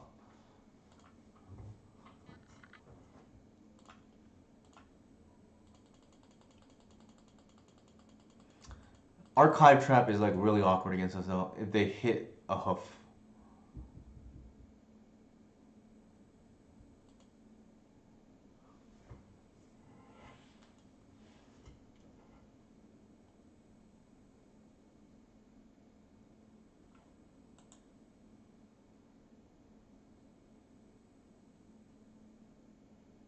Sure.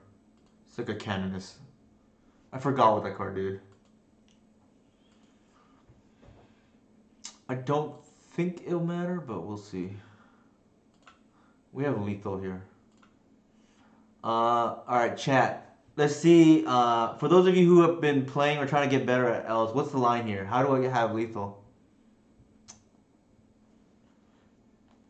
I don't want to, BM my opponent too much, but it's to get the arbor and then pitching for the extra creature, right?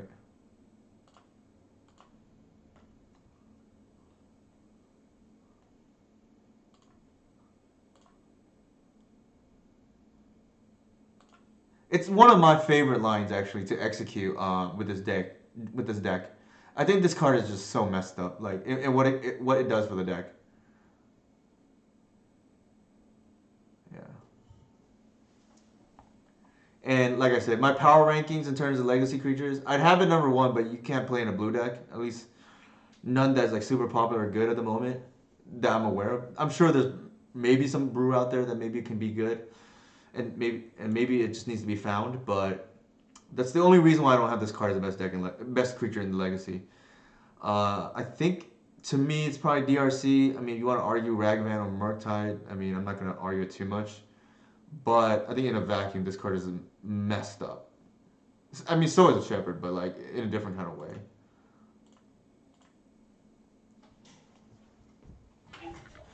Something I want to mention too, since we talked about it, is the 4 elf pilots that made top 8 in the first 2 Eternal Weekend events. For what it's worth, we went a combined 9-1 against Blue Red Delver, or Blue Red X Delver, and in the top 8, all of the losses. So there were 4 pilots. So Jorg obviously won it all, so he didn't lose any. But the 3 losses, none of them were against blue decks. It was all against Elvish Reclaimer decks. So we're playing against the same Thought Lash combo deck that we ran into earlier. It's just one of those nights, I guess. At least this opponent I've run into a few times when they were on high tide. They're pretty friendly, so you can't really get too mad.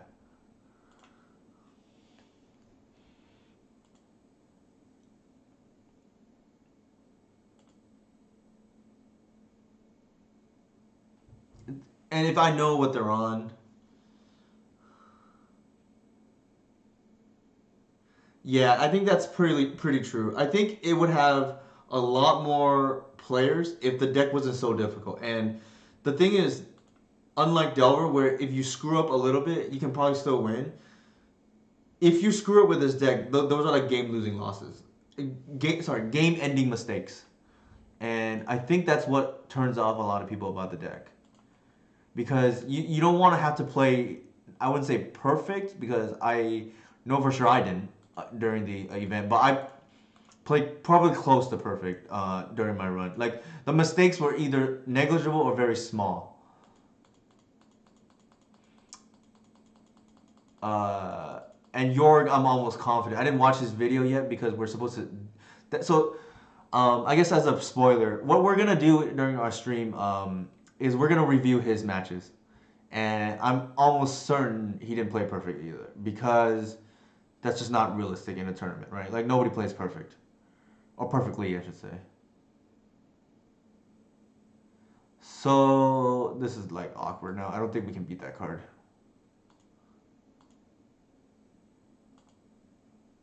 I'm trying to think like back when I played against this deck if there was an out. I feel like there isn't, but I don't remember.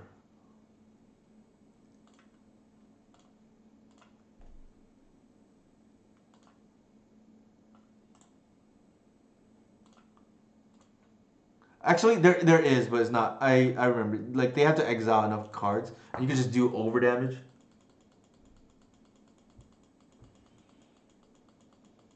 Exactly. So that's what I mean, right? Like, the floor, I would say, on Delver is much higher if you make mistakes. Whereas the floor in Elves, if you make a mistake, a lot of times just you lose the game on the spot. And the problem is, like, people can't tell that's the reason they lost, and they just think, oh, this deck sucks or whatever.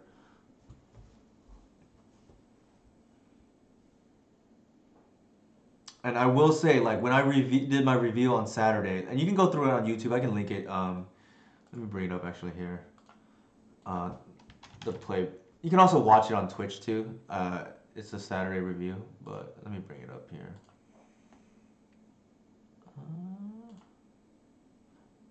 Actually, I take that back. It's already in my Discord, so let's go to that.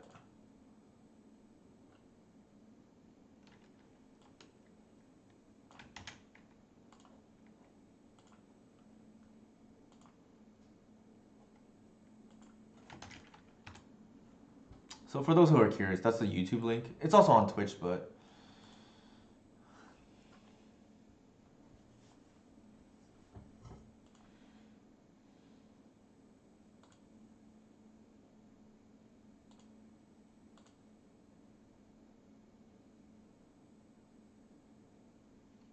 all right.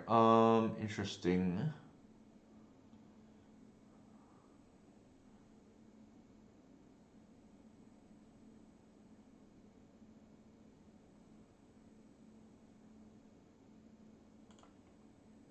So if I green sun for one here, that put me at yeah.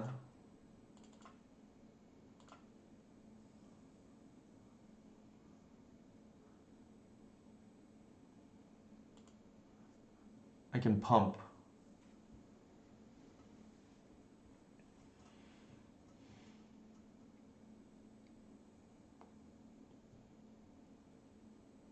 So my logic for playing the heritage is I wanted the mana, and I was hoping the visionary would at least hit a creature, but it didn't.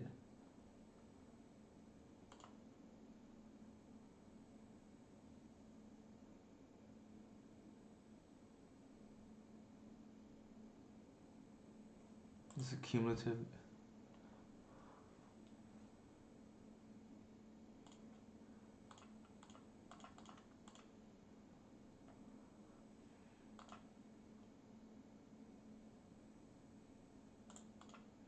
So actually, the last time I played this matchup, Shepherd wasn't a thing, so it might have changed it, made this matchup a lot better because like you just have a lot of power every turn now instead of them beating a natural order for hoof one turn.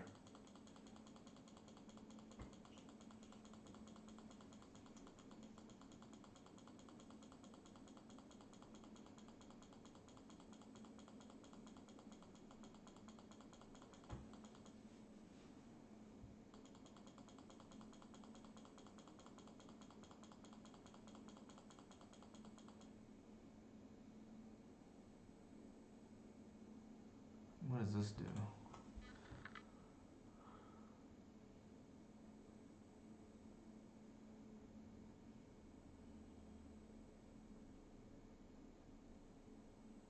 Interesting.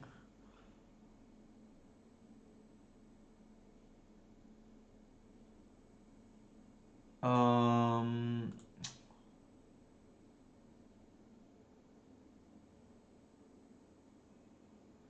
I'm trying to think now. Like, I think I have to save the endurance, right, for the Thassa's Oracle.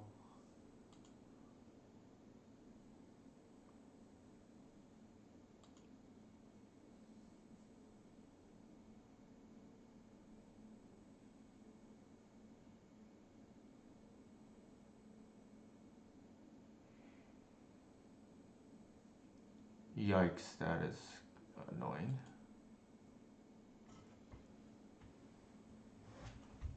Actually, endurance doesn't even work, right? Because they have the thought lash. They can just continue to exile it. Ugh.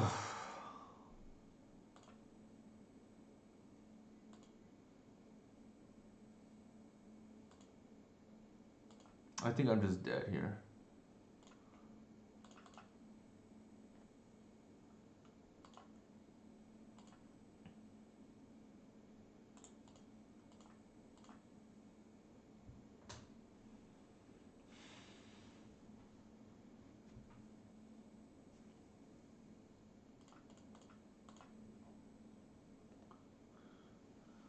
$20 damage is not enough, unfortunately.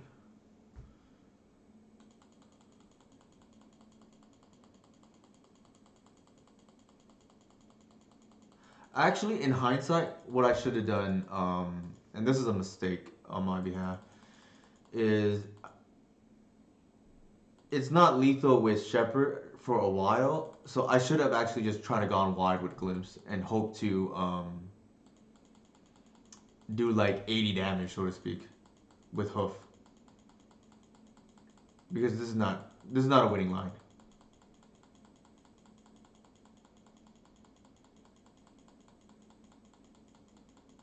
Live and learn.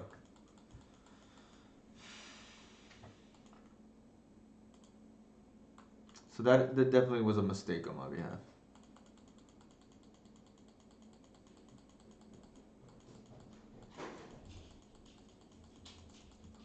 Hey, bud.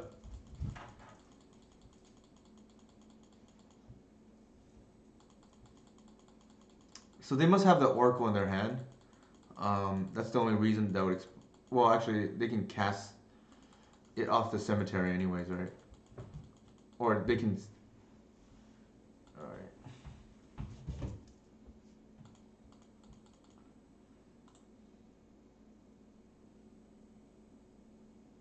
Yeah, it doesn't even work, right? Because we can't. They can just exile in response.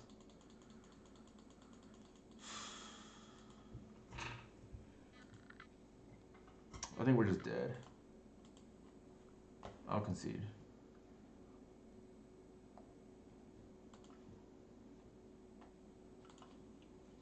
I think last time we just boarded in Thoughtseizes.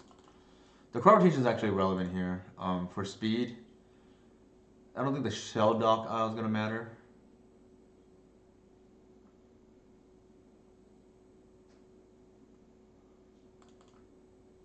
That doesn't do anything.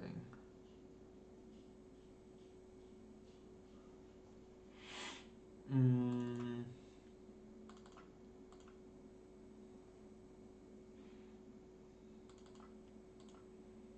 I think trophy is not the worst here.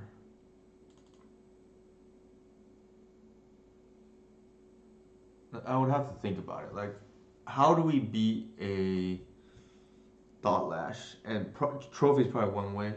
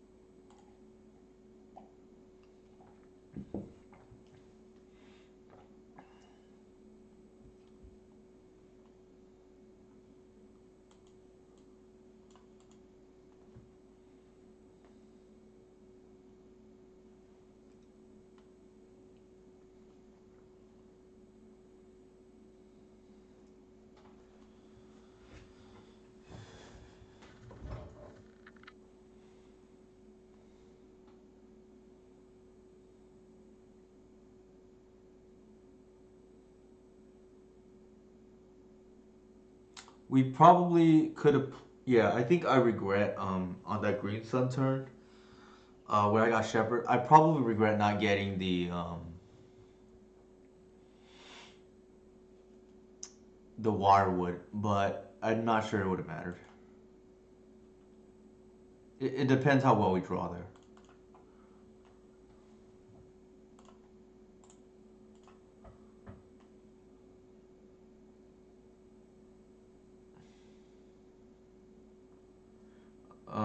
I think this is just too good not to get.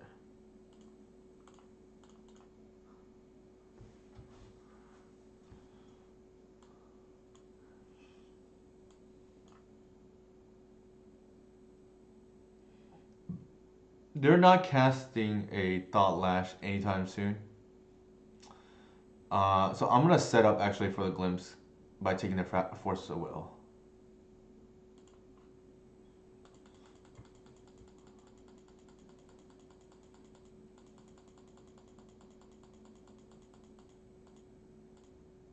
Yeah, decent. I think that for me, that was my biggest level up. I think going back to watch replays because it's one thing for somebody else tell you, oh, this is what you made wrong. It's much better when you're able to identify what the mistake is. And it's not, I think that being able to identify the hard to, yeah, it's hard to do that in paper for sure, which is why I value the online practice. And granted, things kind of lined up because of COVID and whatnot in terms of like playing online. But I'm gonna lead with the heritage since that's the redundant copy. From, if you do nothing on turn two, it's kind of a tell that you have glimpse. This is almost a tell anyways, but like less so. If you lead with the foothills and pass. Not to mention you get the extra mana off the cradle, which is like super relevant. For the heritage is what I mean.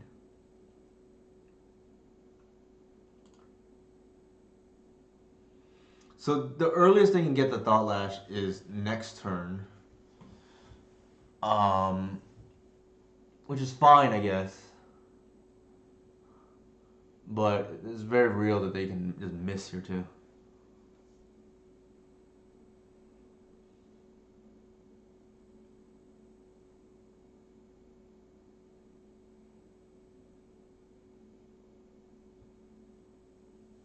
The problem with taking the Thought Lash there is because their deck is like almost like Seek and Show in terms of it might not even do anything, right? Like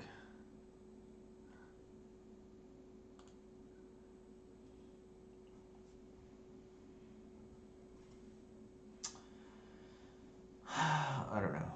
I don't really enjoy that we're getting paired into this, but it is what it is. Our leagues tonight have just been really strange, more than usual.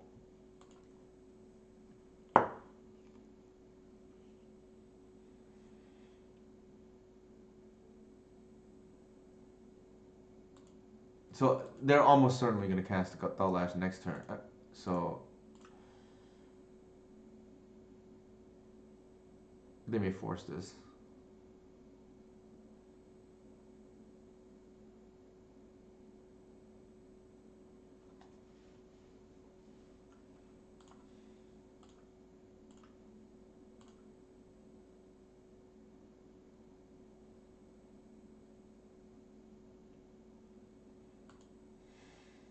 Okay, I was not expecting that.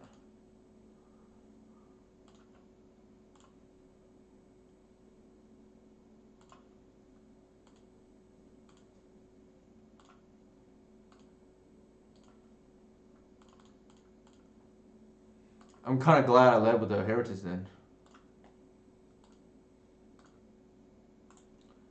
Do I have the Collector Oof still? No, I boarded it out.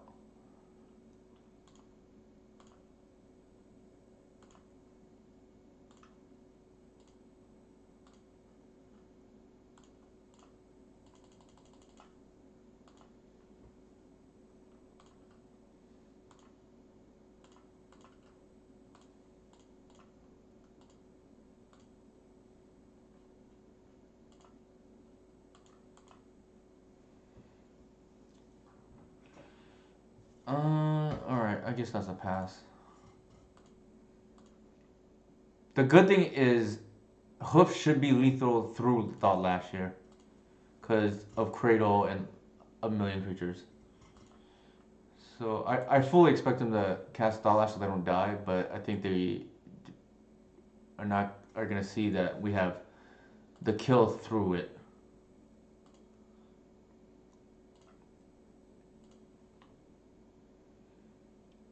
Especially now with that.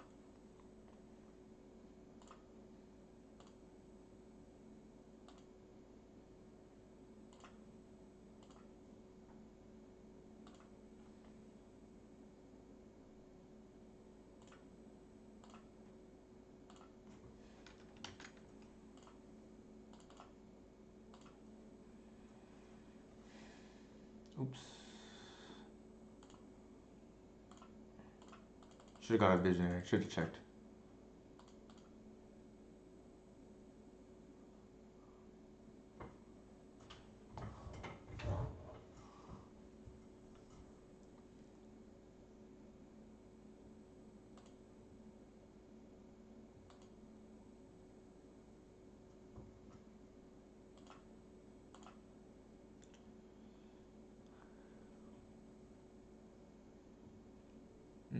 So this time, not enough exiling is gonna matter.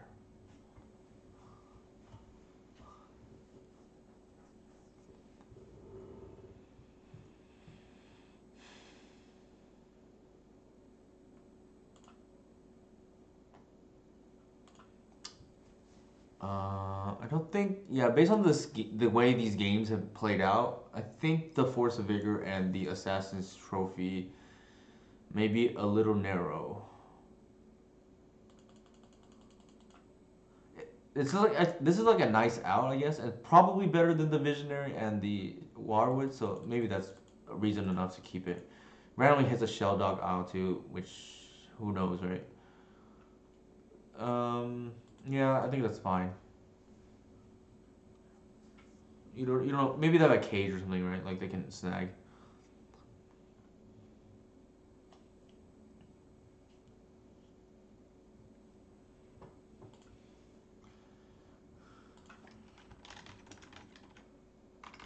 Our opponent just said that was gross. Not great, I think.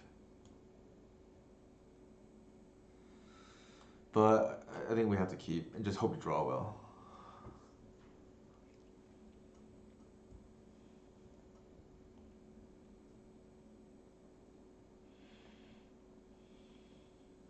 They mold a 5, which really helps. We're gonna have to deck thin into Arbor, and then our turn 2, if irrelevant, will be a Visionary.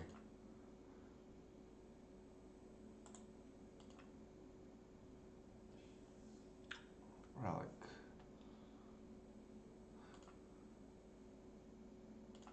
That is not what we wanted to draw there.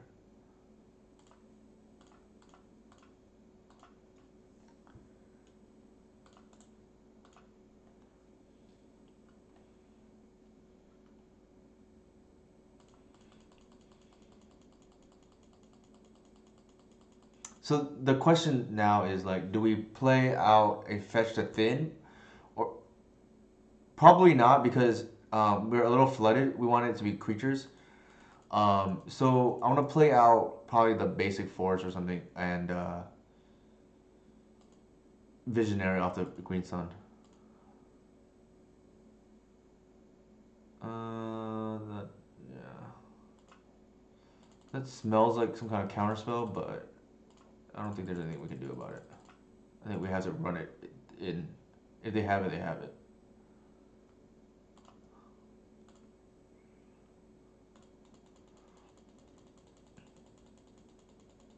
We need to draw a natural order pretty soon, I think. Like, we're on like a ticking time bomb against them.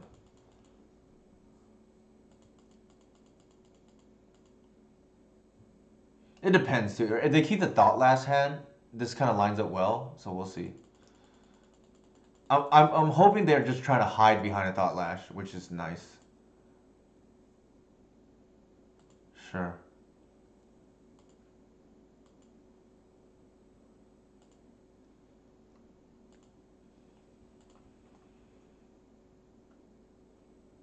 That's just way too many lands now.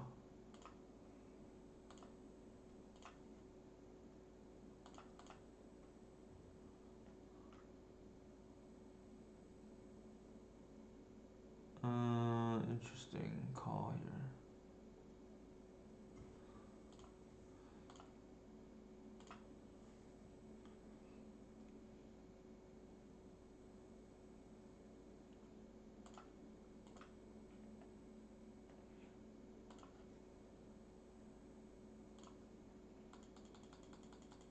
We tap this way so we can actually leave up Assassin's Trophy in response to whatever they cast.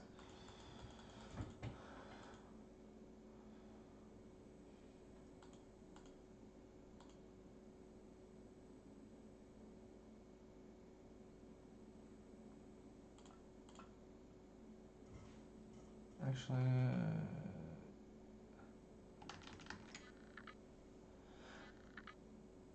oh, I screwed up. We needed to do it on our turn.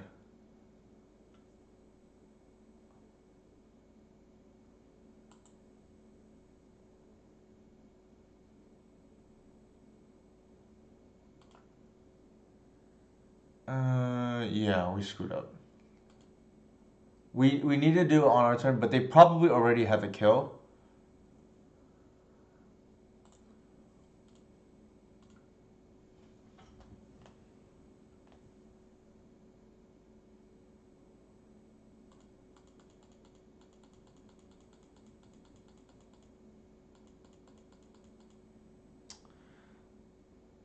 Uh,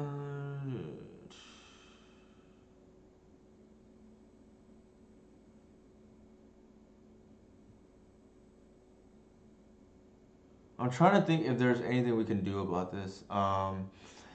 We man.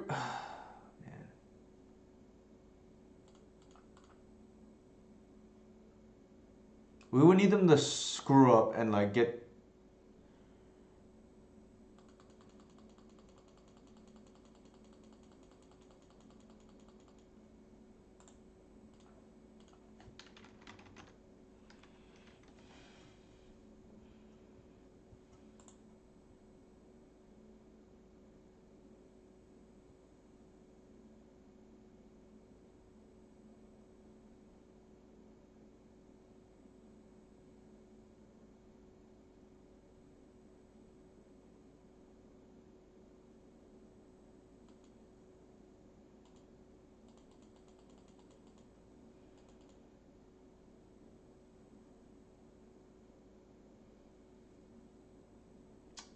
Yeah, it doesn't do anything.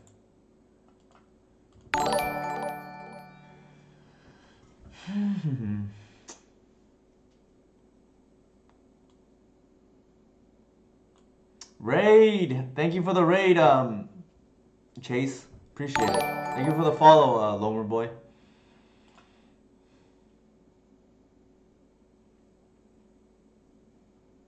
Thank you for the follow, Brussels Sprouts. I'm assuming your name is Russell, so that's pretty awesome. Thank you for the follow, Priest of Gix.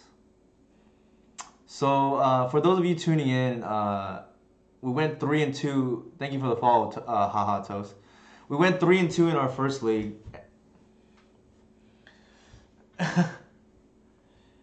And we played only really one real deck. And when I say real, that's even a loose interpretation. We played against one mono red painter, and we played against 4 decks that are not really anything that you would ever expect to see. And so far in this league, one of them, granted, is a repeat. It's the what is it called? The Thought Lash deck. That's a repeat from last. So really, 7 matches so far in, and we played, I think, one quote unquote real league. I mean, one quote real match.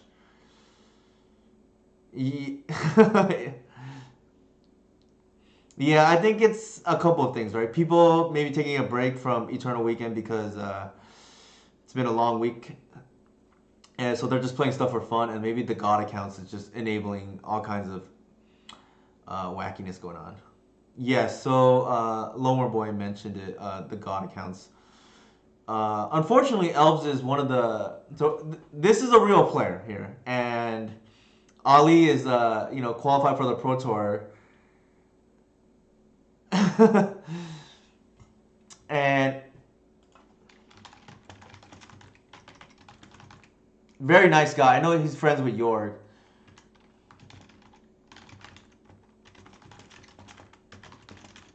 And I'm going to tell him I'm streaming if he wants to catch the replay. It's kind of good, too, because I want to test the lands matchup. Knowing that what Ali is typically on, I'm just going to norm keep. It's a speculative hand, but it has mana. But this is what I am glad to finally run into, because historically speaking, the lands matchup is very difficult for elves. And if I lose, whatever. Like, I kind of want the practice because I think the matchup is hard. So we'll see, right?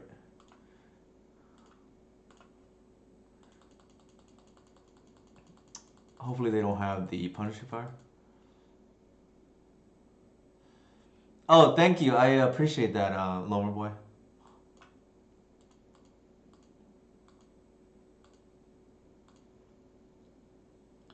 Here we're not gonna expose the cradle because it doesn't do anything here.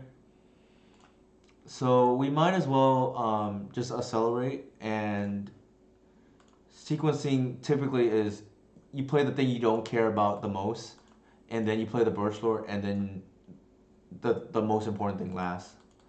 Doesn't really matter here. I don't think Ali's running gut shot or anything like that, but just general heuristics, right, with his deck.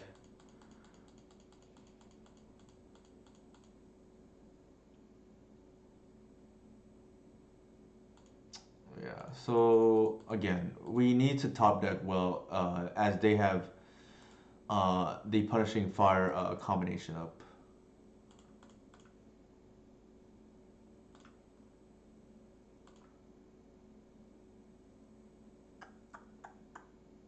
All right. I think here what I'm gonna do is run everything out.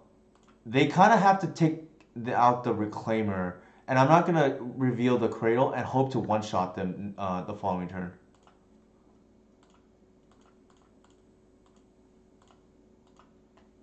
Like, it's likely that they take out the reclaimer. If they play really defensively, they take out the shepherd, but I don't think that's correct. Yeah, there's no point exposing to cradle there, and we're just gonna hope that they're gonna try to. Because this reclaimer is nice, right? Because we're representing taking them off potentially the punishing fire, you know, card advantage engine, and I'm just hoping they tap out. Oh, that is a heads up play from our opponent, and it's insane too because they have the Grove here, right?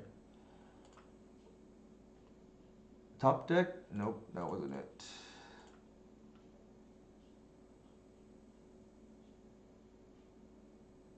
Huh. All right, so we have 4, 5, not quite lethal. It'll be 5, 16. Yeah, I think we go for it here.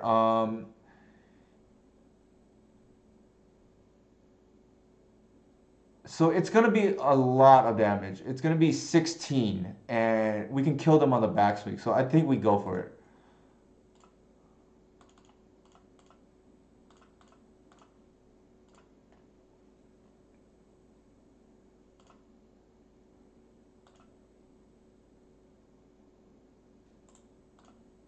We have lethal next turn, and I think we just have to hope that they somehow can't answer this board. I don't believe they can, but there's like I guess Blaststone potentially if they're playing that. I don't know if I don't think he's playing Glacial Chasm, but this Once Upon a Time was like really good here.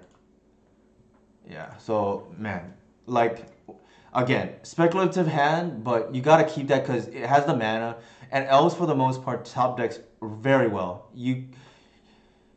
I mentioned this a few times. It's a deck that top decks really well, but doesn't mulligan very well. So you prefer to keep speculative hands and just hope your deck fail rate doesn't happen. Which, especially this version of the deck,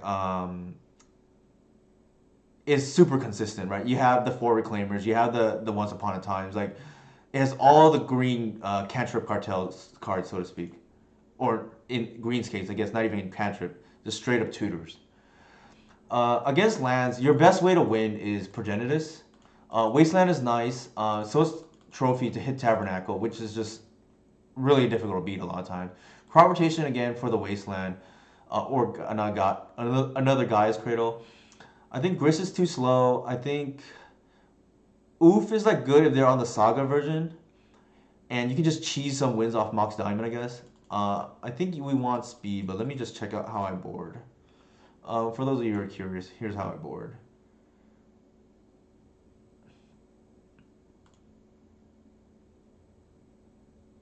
Yeah, so I think when we played Lomer Boy, um, I think Progenitor is usually the route to victory, like we mentioned.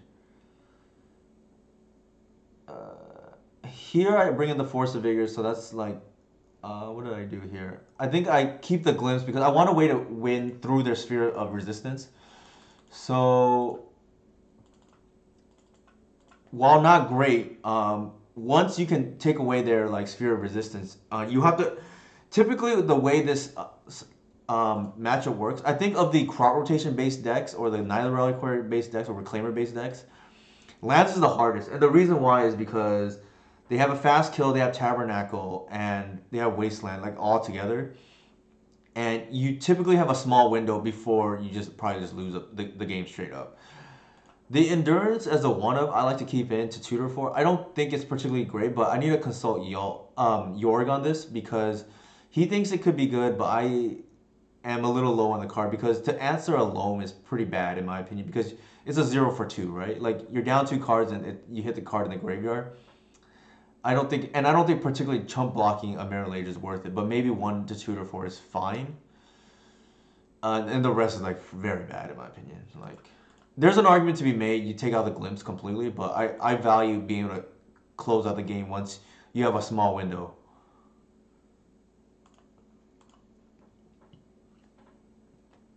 And again, a speculative hand, but I think you kind of have to keep.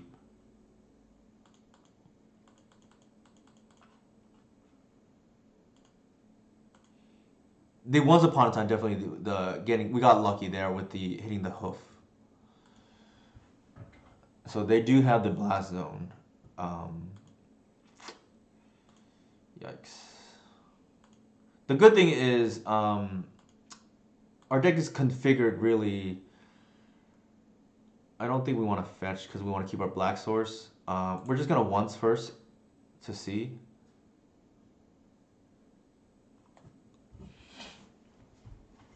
I think in this matchup it's gonna get real grindy, and we probably just want to hit land drops.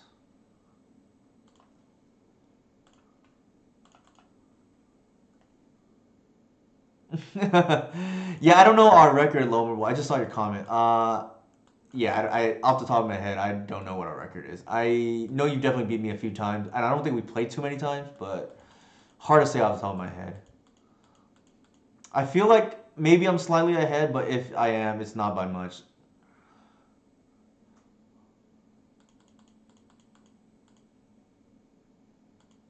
But like I said, I don't think the sample size like it can't be more than like 10 games or something. I don't know off the top of my head, but again, it's like pure speculation, right? Here again, you don't want to expose the reclaimer, and it's a little bit awkward because like if I want a glimpse, so let's do that because the way you win is you develop your mana against lands, and then here unfortunately I'm gonna have to fetch out the Bayou and expose it to Wasteland. But I think getting the reclaimer to unlock the cradle is too important. Hey, hello, David. I like what you did there. So David is a local from my LGS. He and I will play a lot of dual commander in the past before. Every time I play a blue deck, he gets happier and happier. Every time I revert back to elves, he gets sadder and sadder. So we'll see, right? I like to mix it up, especially at my LGS where. Okay, so the log pieces are coming down now, and so I actually play everything but elves at my LGS because I play mostly elves online, so it gets a little bit boring to play the same deck over and over. Um, let's see. Unfortunately, we can't trophy the sphere and glimpse the same turn. So I'm just gonna attack with the Arbor and then hold up for Cradle. I mean, the people at our LGS, to be fair, are very good, in my experience. So a lot of times I don't even win like at my LGS because you have the Max Gilmores of the world. You have I mean some players who don't play online, so maybe their names are not as known, but like David is very good, John Hardival. I'm trying to come out maybe if I can't tomorrow, maybe Friday if you guys are open. Okay, E on one.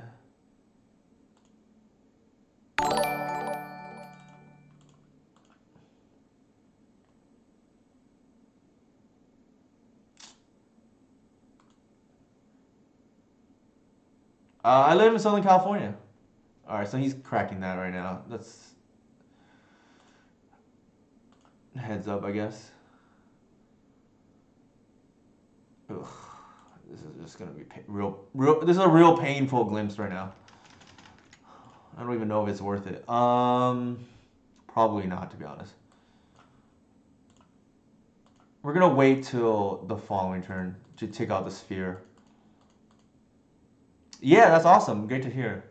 Yeah, so I live in Brea, if you know where that's at. Okay, maybe we're just dead. It's awkward now, right? Because if we kill the sphere, like we're just dead to a crop rotation.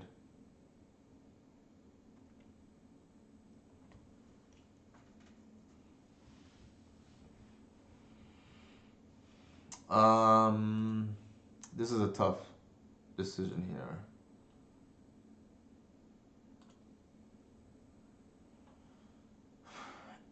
If we glimpse right now, that's two, three. If they crop, they can't win. I think we, I think we can't take the chance.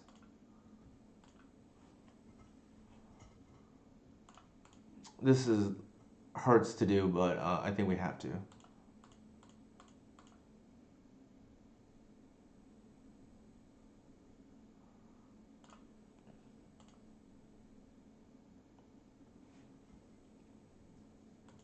that,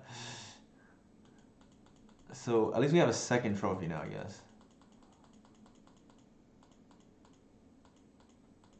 Oh, that's good that people know who John Hardival is. He's yeah, he's the guy that got me. Well, he was like one of my elf mentors before, so they went for it anyways. They might main phase it here. So the thing is, like, I know Ali knows my list now, so perhaps it wasn't smart of me to, leave my shields down there.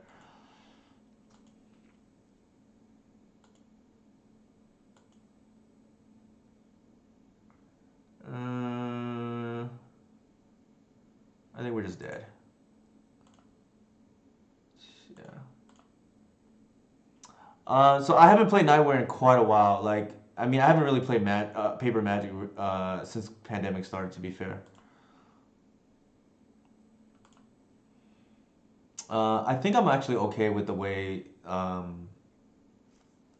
this the way the game kind of played out there. I think the only difference is maybe I don't play around the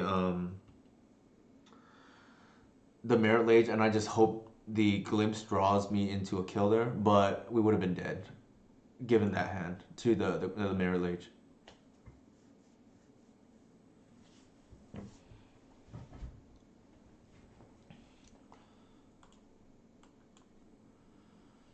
Uh, you want lands against yeah, and like they have Saga package, so I'm testing to see how I like it. Like Jesus.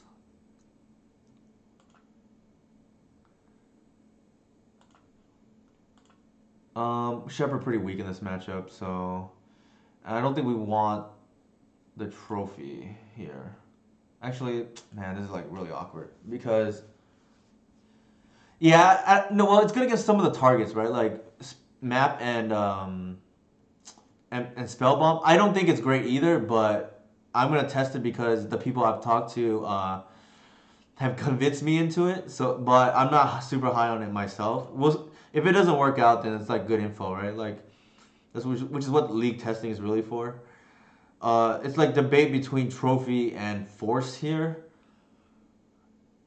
I feel like the card advantage is just too much, right? With the from the trophy, force might just steal a win, so probably that.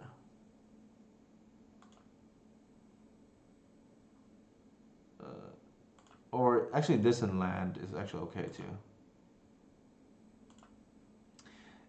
It does. The problem is you don't really want to. You can't afford to leave mana up at all times because they can play around it. Like if you can hit a land, it's just more by coincidence. It's more so to hit a.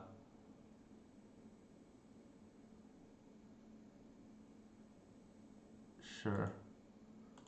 Kind of glad I kept I have the force now.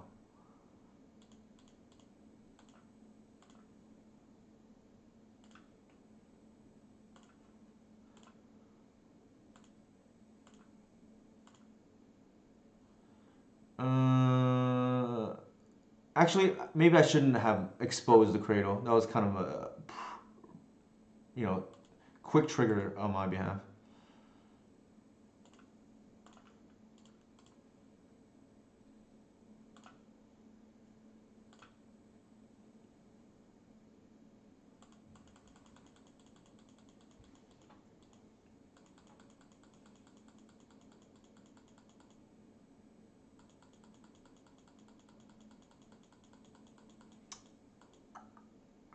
Probably a big underdog from this point. Kind of surprised that they didn't wasteland me there, to be honest.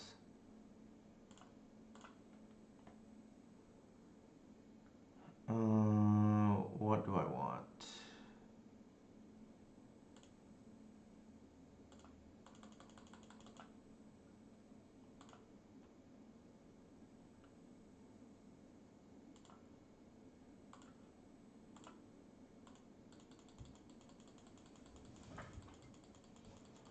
I mean, activating stock is like not. I don't think a winning line from this board state because there's no pressure, right? But I think taking me out of the cradle is probably more relevant.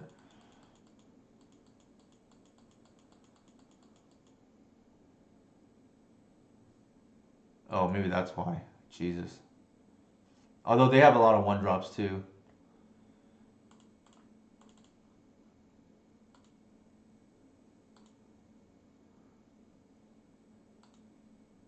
I mean, I'm not even mad to be honest. Like, I think that might even be in our favor.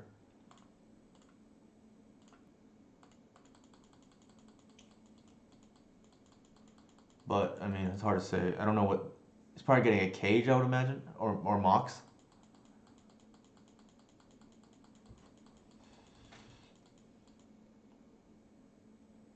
Probably Mox actually. He only has two lands.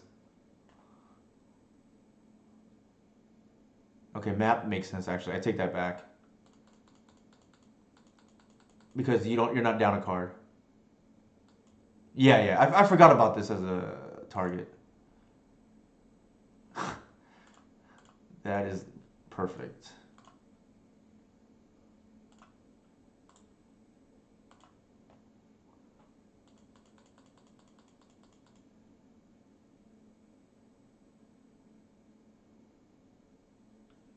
I mean, I'll be the first to admit that was very lucky. And the reason why I pitched the reclaimer there is because I need the mana, right? I actually think the explosives was what possibly cost him the game. Like hitting the exploration and the shadow sphere, like that's a three. It's like a I think it was a 3 for 2, right? Like where he lost more permanence than me. But I get why he did it because it's kind of scary, right? Elves can. This is the main route to victory, which is Progenitus, and all these are very good players, so. You don't. Yeah, that's a good point. You don't put it not to draw it, and I'm pretty happy with this result because like I said, I think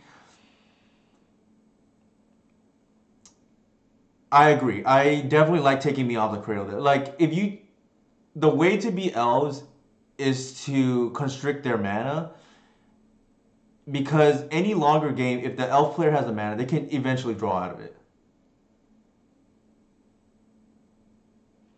Yeah, Force is just nuts right now.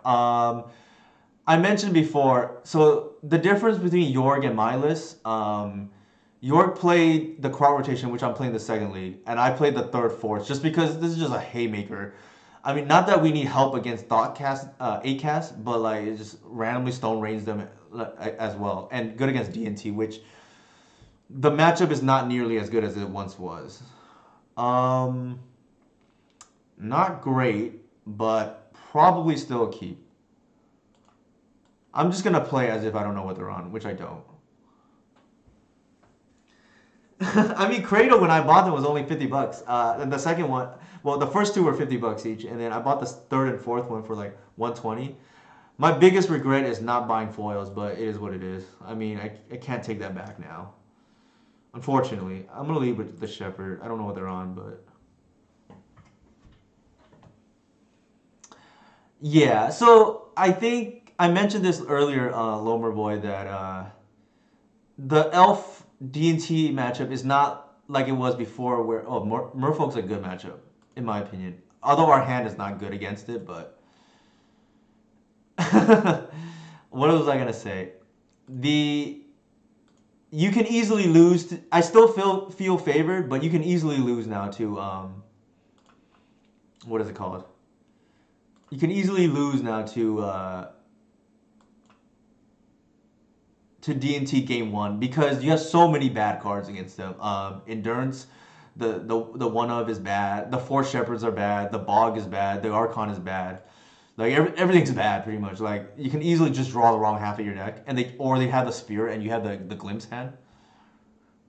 Um, Post board, the sub. I don't even have sub right now. I don't even know how to do all of that, David. There's a Patreon, I guess. Yes, Spirit is pretty nuts. Okay, they're gonna spreading seas me, which is fine, I guess.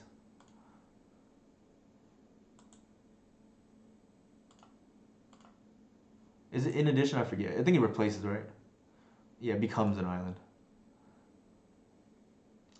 I think Canonist is very good right now, personally, because I think Elves is very good. But the thing is, like, I don't think there are actually a lot of Elf players because the deck, especially the Reclaimer version, is significantly more difficult to play. Oof.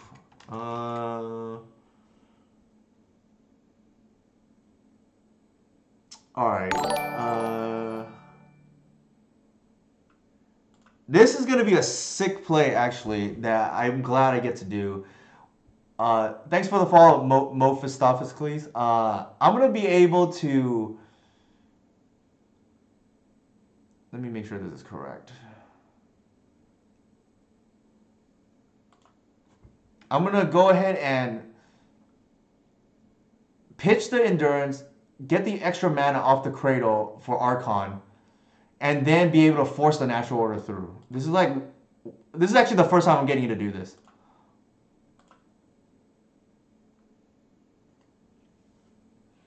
I think Yorg is very good too, and I think anybody I've listed in the Reclaimer Cabal is very good for what it's worth, Lomer Boy. But yeah, Julian, Jack are both solid as well. Although they don't play Reclaimer, so you know. Although Julian, I think, is more willing to now. So I just use Endurance as a Lotus Petal, which is pretty nice.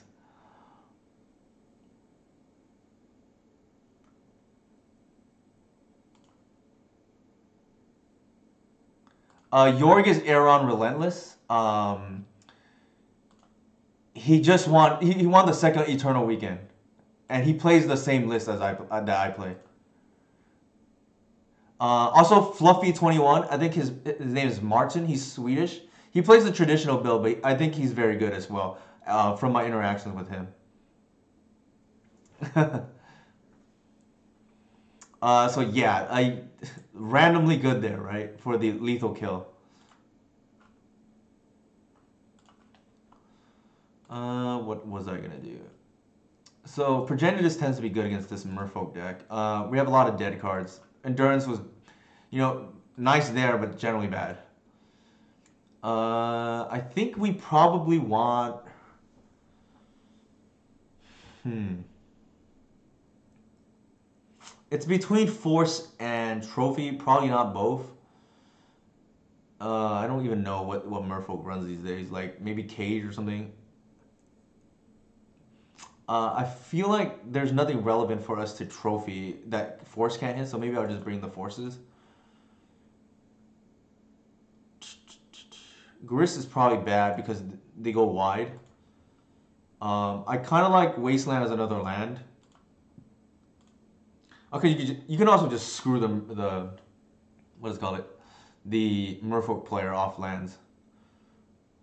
I don't think I changed much else. Like you don't want to overboard as an elf player too. But yeah, I think I think the players that are known are like Julian and Jack, who traditionally are on the traditional build. Julian has played the Reclaimer build some. Jack not so much.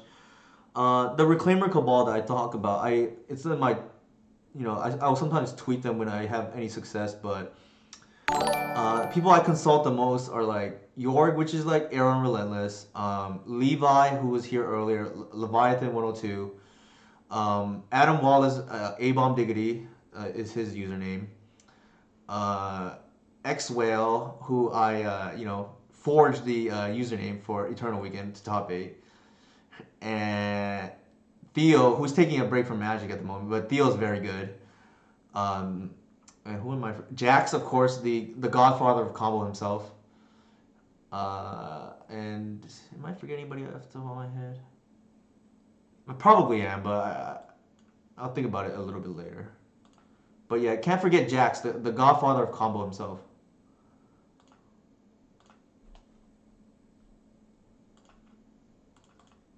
Siege is interesting choice.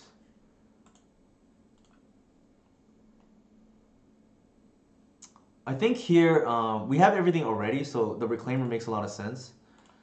Um, in general, because we have a glimpse hand, I think it's probably correct to lead. Well, if they have removal, we want to lead with the Heritage because that's the worst card. Um, but I think in general, Reclaimer is better. Merfolk tends to not play too much removal too. Not to mention we have we can actually get an Arbor with a Reclaimer, which is a nice payoff if we're gonna set up for turn 3 Glimpse. Turn 2 is unlikely unless we draw a creature and they tap out here.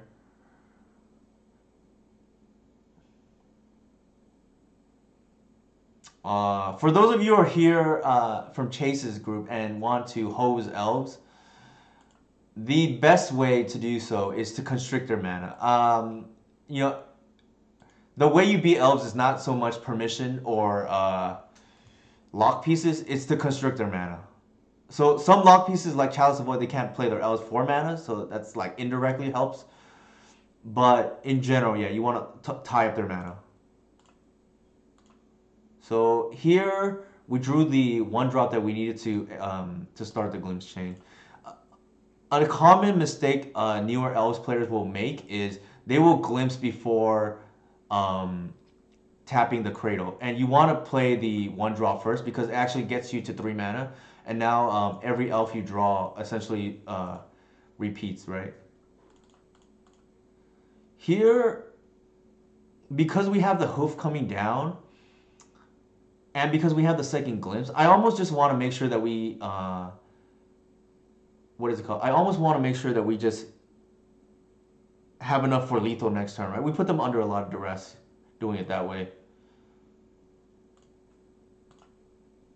I think the game is probably already over, to be honest. Like, Merfolk doesn't really have sweepers, like, for the most part. I think I just, get mana, right?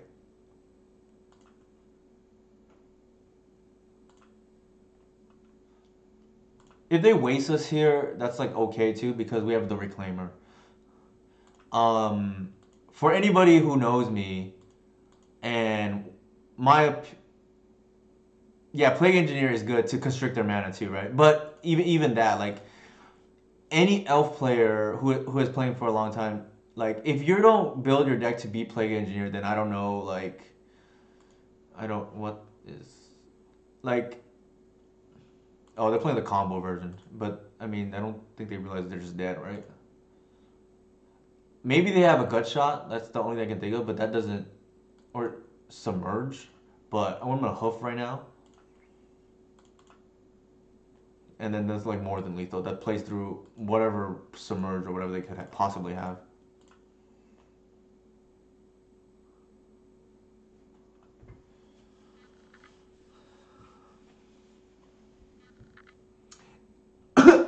It is. I think it depends on the deck too. Like the faster the deck, like if you're especially a combo dark ritual deck, the harder it is to beat Plague Engineer.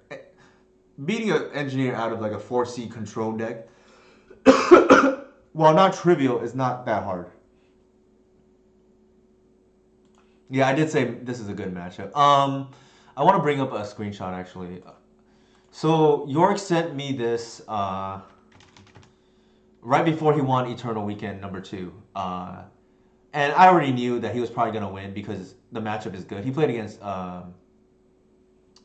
Yori on DNT. Oops. Oops, wrong one. I'm looking at the wrong thing. One sec.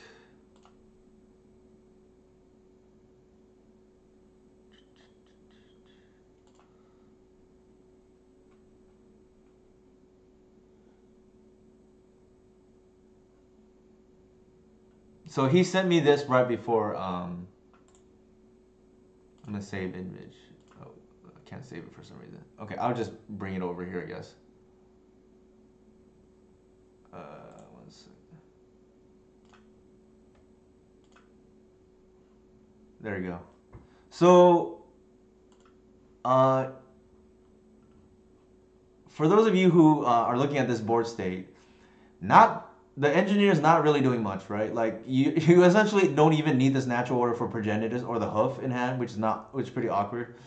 But it's pretty much game already from this spot, right? You just attack with your 2/3s and 3/4s through, and your Gris is taking over the game. It's pretty gross if you actually. I mean, I don't want to stay on this too much, but typically against these slower decks, you can just play through an engineer a lot of times. The second engineer can be rough, especially if they name like insect or something. So yeah, not gut shot again.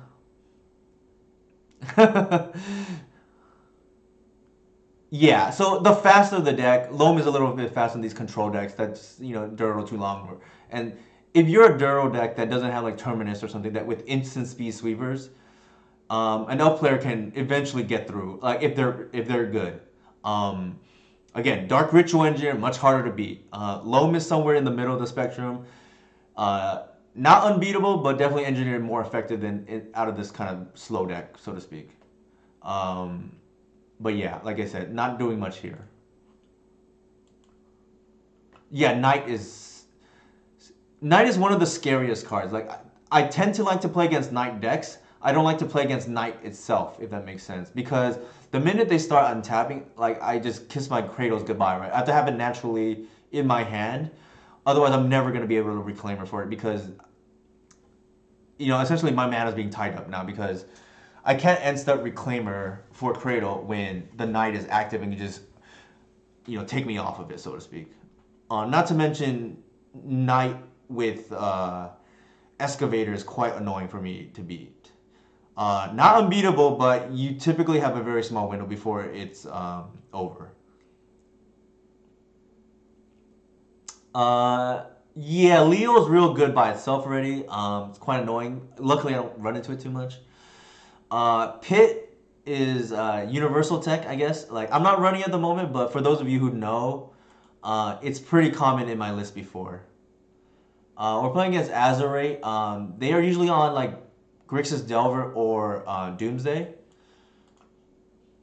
Uh, I think we probably still keep this hand. It's not great though. Like I wish this was something else, obviously, but my logic for keeping is if I would keep it on 6, I would keep it on 7 because I don't like to mull in general. Like things, this deck doesn't really mull well. unfortunately.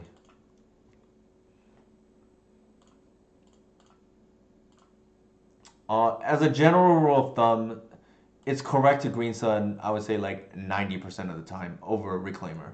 The exception to that is if you have no payoff. Then you need to save the green sun for a visionaire or grist or whatever. Or waterwood. So underground, alright, looks like they're on Doomsday. Not a good matchup pre-board. I like my odds post-board though.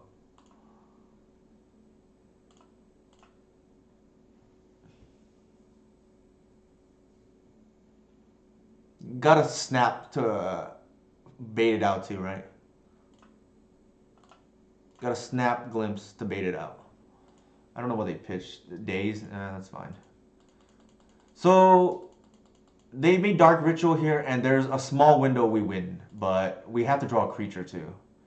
Actually, no. If they Doomsday, it's just lethal, right? Like, we just have to have it resolve. Like, it's not unreasonable to steal this game from here, because we were able to draw the force with the snap glimpse. One of the many Newton tricks, I guess. And when I say Newton, other people obviously do it too. It's not just me.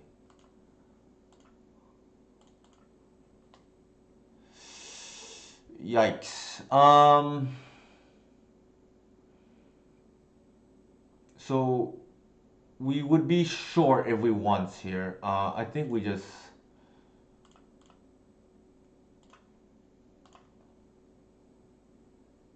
go for the kill. It's got to be force, right?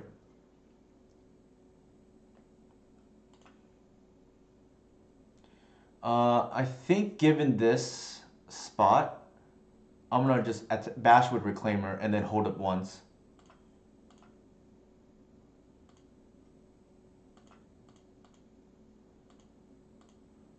Like, you don't, because it wasn't lethal, you could just die on the next turn, right? Like, if they have the kill. You don't, what's the word I'm looking for? You don't put natural in your deck not to cast it. Because, and I did the math, right, real briefly, like, I can't once and kill on the same turn is the problem.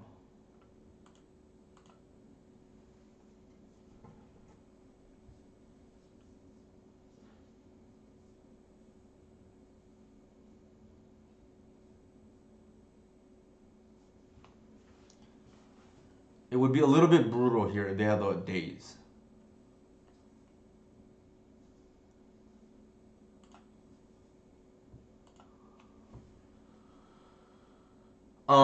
I don't think we have many live top decks from here besides maybe Natural Order and maybe a Green Sun or Oof. I don't think we have anything beyond that that's live because we're only on 2, 3, 4 mana.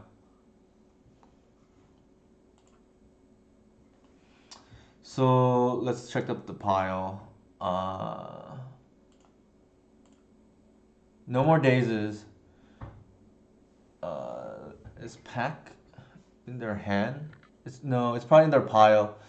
Ideas Unbound is here. They're not going for the deep analysis pile. Where's LED? They're not gonna go for LED. So my guess is they're gonna go for cycle into not play around removal pile.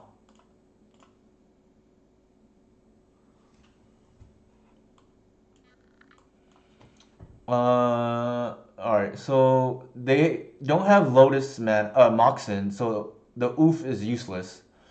The Wirewood is pretty useless too. Um, 3. We can potentially cast. Well, no.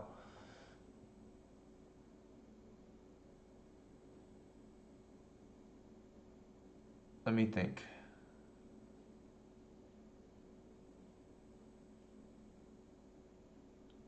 So land.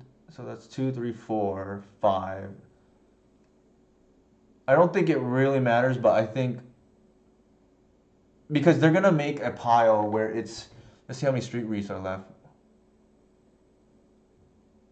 They're gonna have 4, and they're gonna go cycle, oracle is what I believe. And the Waterwood would let us dig So we have 4 damage here. Uh, yeah, the Wirewood would potentially let us dig if we draw a Visionary. So I think that's the line.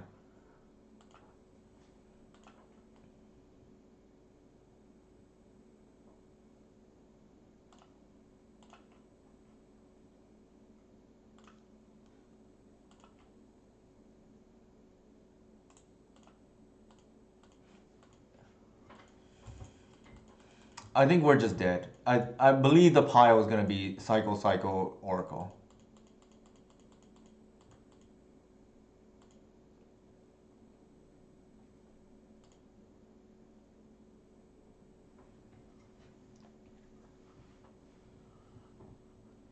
So our out there was drawing an Endurance, and this would dig us an Endurance if we draw a Visionary, is my logic.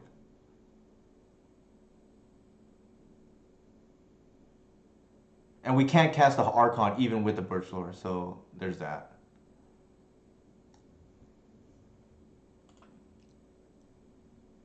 We expect to lose game 1 against Doomsday, though.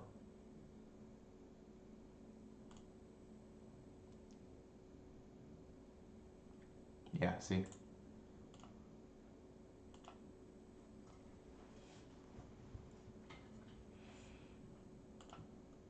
So, for those of you who are not are tuning in for me for the first time, you'll see my secret tech against Doomsday. I've been winning majority of my matches against Doomsday, and I think a lot of people think elves cannot beat Doomsday, but a lot of people. So on stream last week or 2 weeks ago, I don't remember what it was. I streamed with Romario, and then on my own stream, I actually went out and said elves has a good favorable Doomsday matchup now because of the sideboard.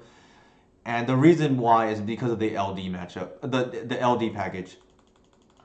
So against Doomsday, you just form your own A plus B, right? Their A plus B is Dark Ritual Doomsday. Yours is Shepherd plus Endurance or Shepherd plus Trophy.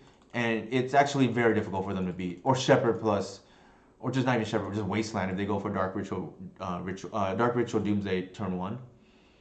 And then you just obviously board out the stuff that's irrelevant. Grist, Bog, Glimpse of Nature. Is awkward when you're trying to leave up mana for Endurance. And then you can board out most of the Visionary Wirewood package. Hey, Absolute, how's it going? So, like I said here, for those of you who just missed it, this has 3 Force of Vigor, and this is exactly the list I played and how I would have mapped for Eternal Weekend. But, good morning. But like I said, you're boarding out the glimpses because they're awkward. You just want to play through the board and win through Natural Order or Green Sun. And then just a lot of hate coming in. And the LD package has been, in particular, very effective. You would never think of elves as a land destruction deck, right? It's just, bless the forest. But got it. Sometimes tough times call for tough measures. So this is like a fast kill, so I'm going to keep.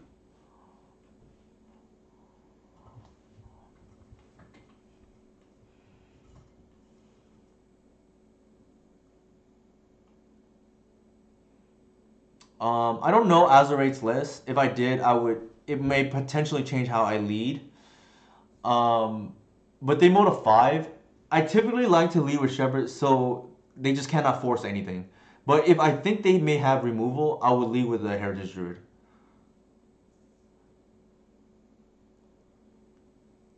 Also, if they force a Heritage Druid, I don't even think I care.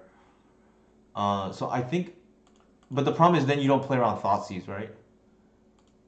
So I think that's probably okay. I think I'm more concerned about discard than I am removal.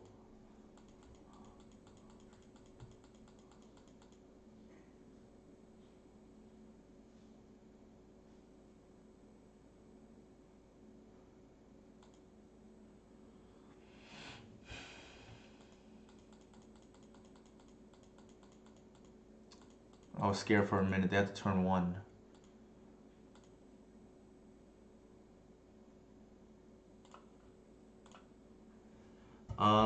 Here we cannot do everything on the same turn, but we can do a lot of it.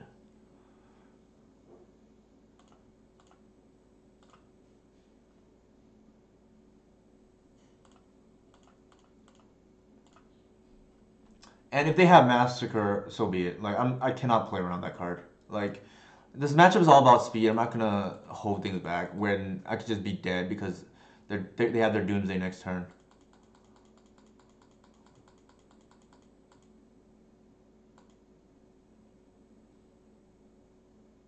Like I wouldn't keep this hand on the play on the draw, but because I was on the play, I'm hoping not to get turn two, right? Like I have a clean turn three kill, and they mold too, so hard to say, right? They have five. I'm just hoping they pass the turn, and if they do, we win. Like when I say we're favored, we still do need to get a little lucky still post board. Like we can't beat everything.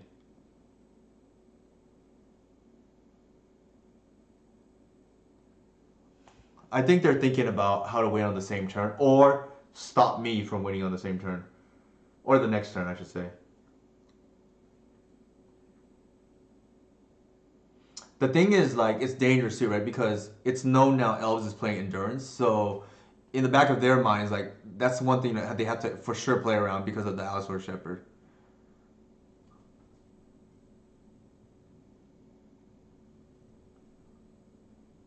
All right, I'm gonna think for a second as if I have a response,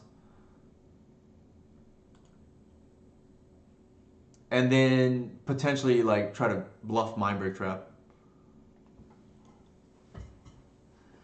One thing I will do in leagues, especially, so people don't like know my list, I will vary the sideboard cards because I don't like it when people know exactly what they need to play around. Like because in a real environment,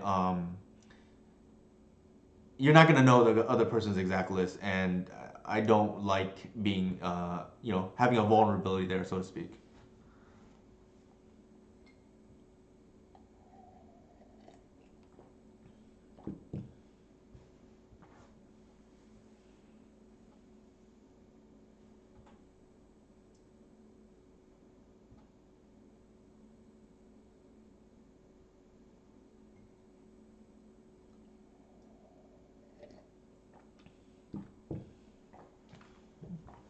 It'd be quite impressive if they had the kill on the mold to what five or again, like I said, I would not keep that hand on the draw, but it had a chance for a turn two and definitely a turn three. So I don't think I can afford to put that back.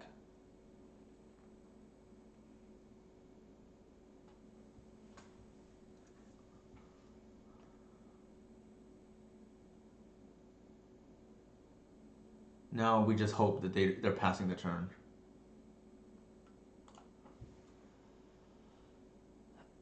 Looks like they made an LED pile.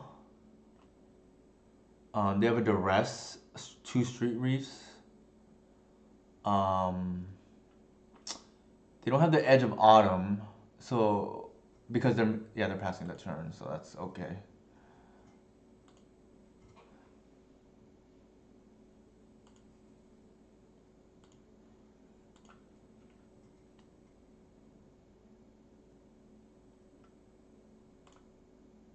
Nice. This is extra protection.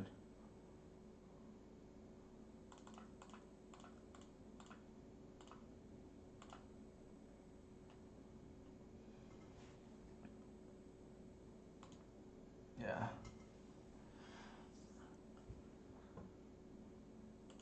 And again, I would not keep that hand on the draw because turn three on the draw is too slow, and even that's a little risky. But I think because it was protected kill, that's why I kept it. This one here now will be the hardest one, obviously, because we're on the draw. But again, I still feel a little. I feel favored, but it's not by much, right?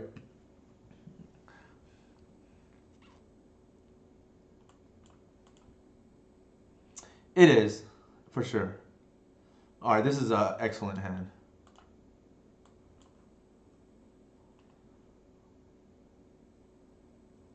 It's just really annoying for blue decks to play around.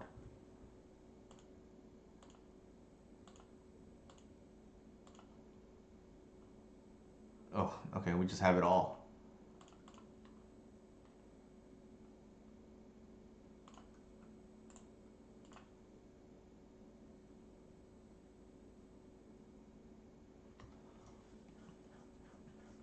This is an interesting choice because I think here it's either between the cradle or the backup shepherd, so to speak, in case they have removal. And I think because we already have lands, we can afford to just get the another shepherd here as insurance in case they have removal.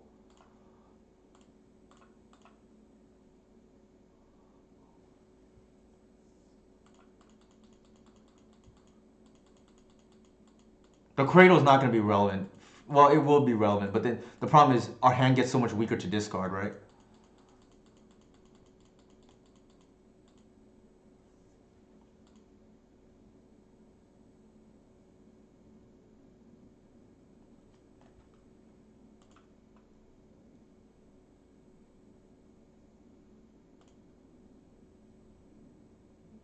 We have the Stone Rain in our hand too.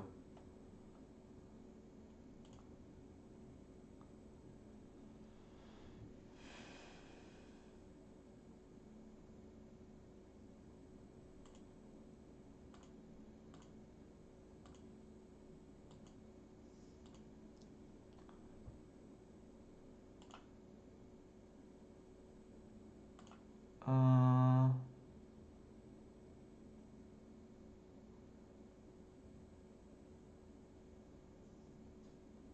Argument to be made what to put back here. I think I want to save the Green Sun for a collected Oof.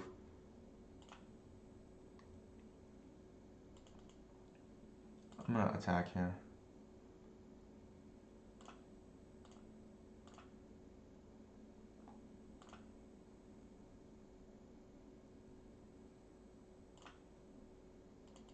The Once Upon a Time will be the pitch to the Endurance, and then we don't know. I mean, I didn't Google their list, but we don't know if they're on basics or not. It's very dangerous Assassin's Trophy before Doomsday.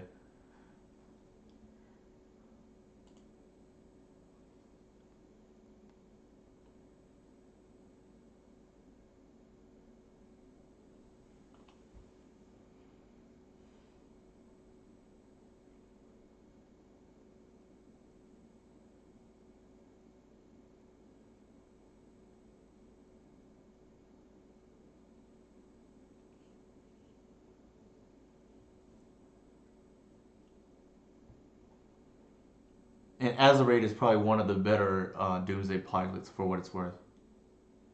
I know they've won like or top eighted a few challenges with it. They play Ant before too, but then I don't. Doesn't seem like Ant's well positioned at the moment. We have like multiple stacked hand. We have a pretty stacked hand at the moment.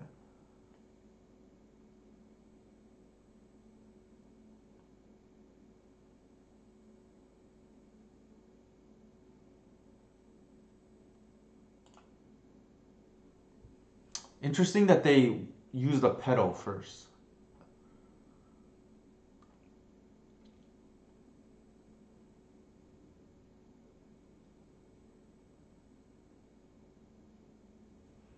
I'm gonna see what's in the exile pile. So one reason why I think I can navigate the Doomsday matchup a little bit better than maybe the average elf player is I've actually played older iterations of Doomsday myself, so I know where some of the choke points are. Granted, I played before this iteration where they had Thassa's Oracle, so I played the old school Sensei's Divining Top version. So I guess if somebody made a joke right now, what's more iconic than Newton and a hard combo deck, right? A more iconic duel is what I guess I was going for.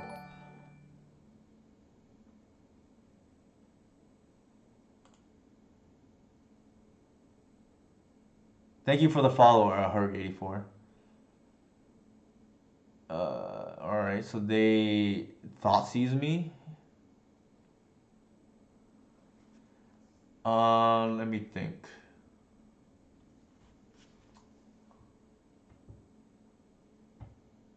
One. So they still have two Street Reefs here. LED is in their pile, and they have 4 cards on top of their library. Let me think if I want endurance.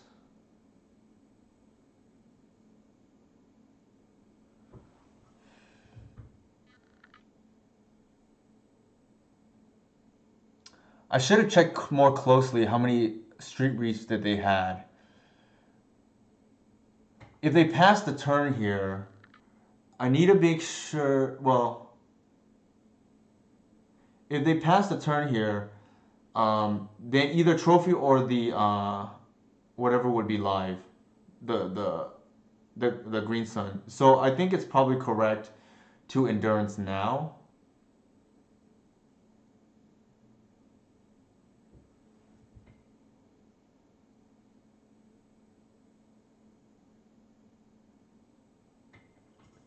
Yeah, I think it's probably correct just to do it now.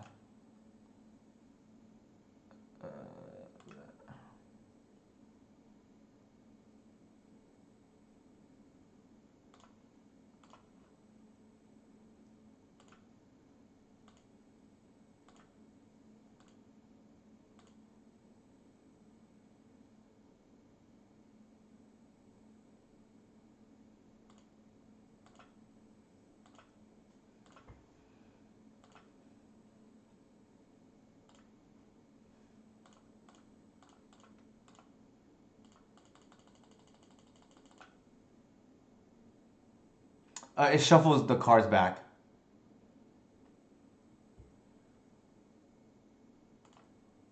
So we know LED is in their pile, so that's why we're gonna collect the oof now.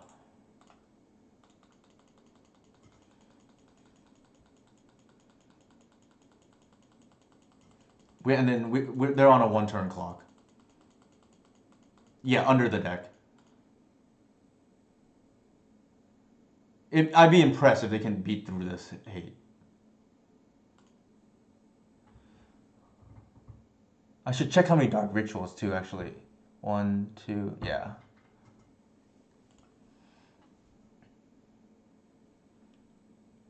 Uh, so we got the nice 4-1. We lost to dot lash or whatever. Thanks, I appreciate it. Yeah, like I said, I mean, I've been saying it for a while now. The Elf Doomsday matchup has been flipped, I believe, and every time so far on stream, I have backed it up. Like we won right now. We won. Romario beat it, and I beat it on my stream. I think last week or whatever it was, and I also beat it round 9 again for the win in Eternal Weekend. So that's like 4 different times now, and 3 of which are on stream in one big event, right? So I think if the elf, if we can figure out the lands matchup, and I think it's not that far off. I think elves is in a good spot where like we can have like positive win rates almost across the board outside of like very fringe things like Belcher and whatnot. Of course, there's gonna be more hate, obviously, because of how well Elves has done at Eternal Weekend Bayou.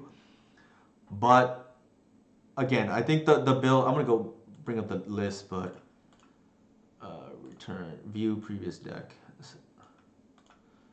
I think this build is much more resilient than other builds, and I don't believe it's very easy to hate out my version of Elves because this card being a 3/4 lives through most sweepers.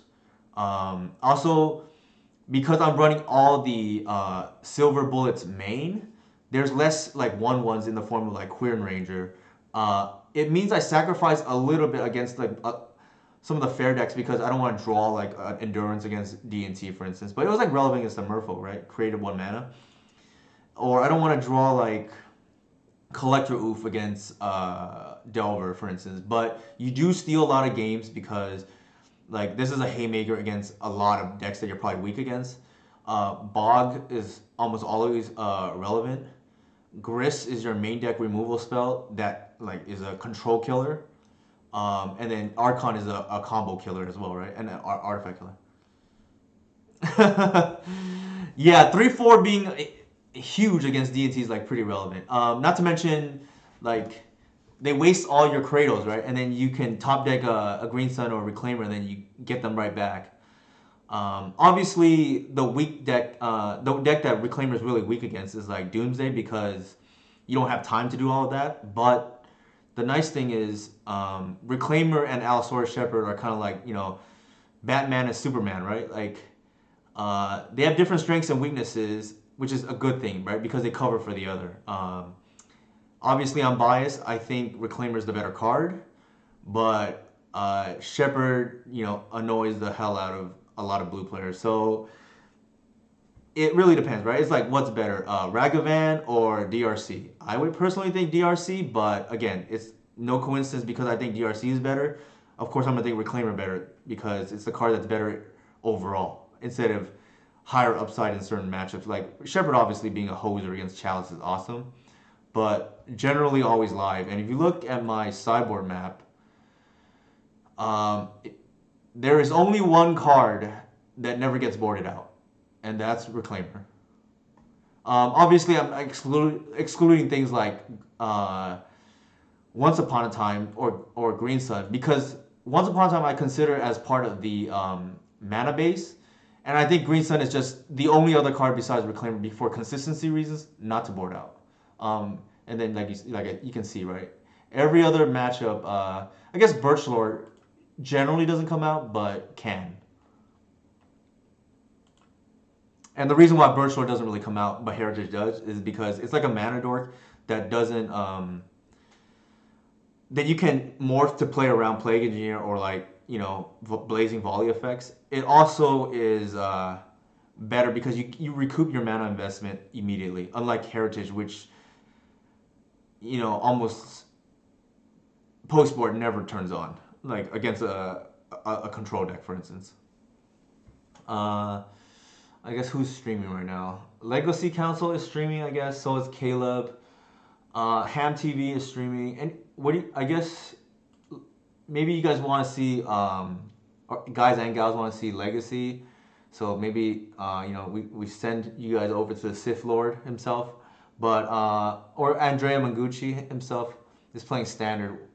Any recommendations for a raid? Or if you have a question about the list, I can answer any questions before I sign off for the night. We ran a little bit late, but we started later than usual because I had a late dinner with family. But I figured chat or people would enjoy, late stream than no stream. So for what it's worth. And yeah, any questions? I guess. We played pretty much the same list both leagues. The only difference was the crop, which is sometimes better, sometimes worse than the Force of Vigor. There's kind of for the same matchups, but do different things. How's the Delverish matchup with this list? I think it's significantly better than with the traditional Nettle list because I think this card is a nightmare for Delver to deal with. Because historically speaking, for those of you who played the Delver Mirror, Tarmogoyf is broken in the mirror. Not anymore because of Murktide, but because he can't die to Bolt, right? And this card, in addition to not dying to Bolt, it also undoes their mana denial. It shuts off Murktide and DRC, and protects your lands from Wasteland. So it just pretty much does everything you want it to do. Of course, it can be beat potentially with an early Murktide, unlike the Dreadhorde era where if you untap with a Reclaimer, the game's probably just over. Now it's likely still over, but again, they can maybe sneak Murktide underneath or something. But in general, if you untap with the 3/4 Reclaimer, in my mind, at least when I'm playing against Delver, the game is already over. Like, if that sounds familiar, that's Dreadhorde Arcanist, right? Like, this card against Graveyard matchups and against Delver, it's almost like a Dreadhorde. And of course, I'm, a big fan of it and, touting it up, but I don't think that's too far from the truth, especially against the Graveyard decks. Anybody have any other questions? That's a good question, I guess. Obviously people care about how the Delver matchup is. I think in general, from the Elf perspective, you want to get the Delver matchup to about 70-30. Because sometimes Delver will just do its thing and they just have the nuts and you can't stop it. But in general, if you're winning 70% of your matches against them, you're probably in a good spot. Because you're not really building your sideboard to beat Delver, so that's a bonus, right? At least for me. I build my sideboard to be combo, and I think out of any other elf player, I think my win rate against combo is probably the highest. Because I'm willing to sacrifice a little bit in the fair matches, because I think I can outplay a lot of my fair opponents. You can't really outplay turn one Gristlebrand, and I've learned that the hard way. That's a good question, Inigo. So Runcore has helped me a lot with the stream. He had this new template made, built this for me. I think it's reasonable to Freudian slip, to swap out the Wasteland for Caracas.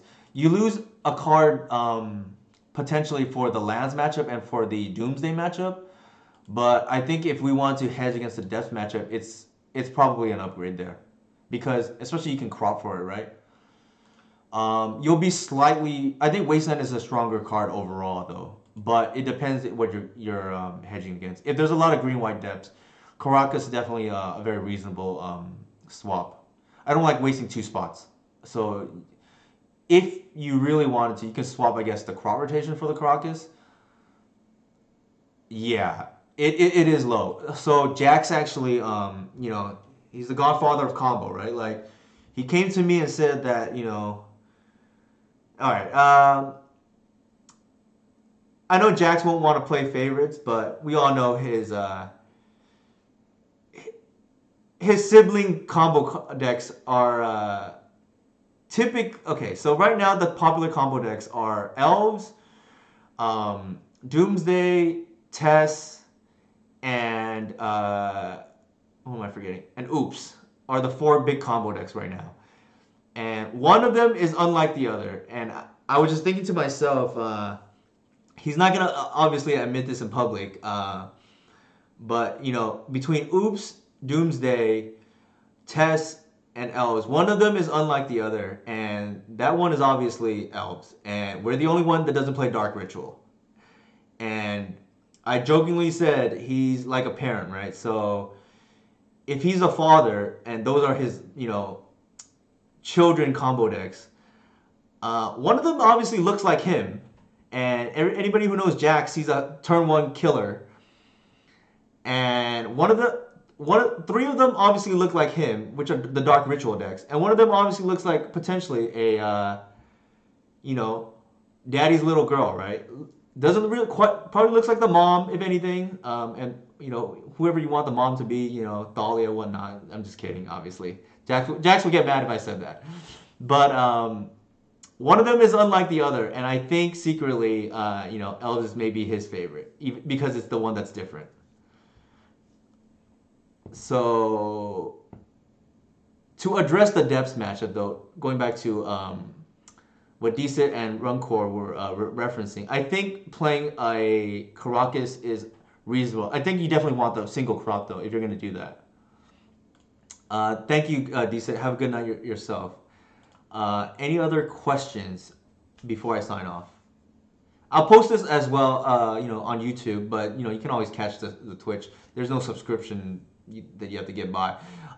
If you like my content, though, I will say I think some people have been. Wait a second. I'm gonna put it here. I think people have really enjoyed what is it called, my Patreon website, and have found it useful. So I'll post it here. Yeah, so I post it on YouTube by habit because Twitch VODs get removed. But for those of you who enjoyed my and want to pick up Elves, I think you can start with the Patreon, or the Discord is all the stuff on Discord is free. That's free information too. If you want to join the Discord, but the articles are on Patreon, and they're only $5 a month. Like I try to make it reasonable, right? Morning. I think so. Robert's your mother's brother. We're just signing off right now, but I'm probably gonna raid. What's it called it? I'm probably gonna raid Legacy Council right now for some Legacy content. Unless somebody wants to see maybe Caleb. Looks like he's drafting Modern Horizons 2. Let me see anybody's rating. There's also trophy racing from looks like Modern probably. So yeah, we'll do that. Oops. All right. Thanks everybody for tuning in. Had a blast. Streaming as well, and glad we can actually show the power of this deck. Especially in the second league where we had more real matchups. Good night to you, David. See you soon. I'll let you know once I come by the store. If it's not tomorrow, maybe later this week on potentially Friday, but we'll see, or late or Sunday.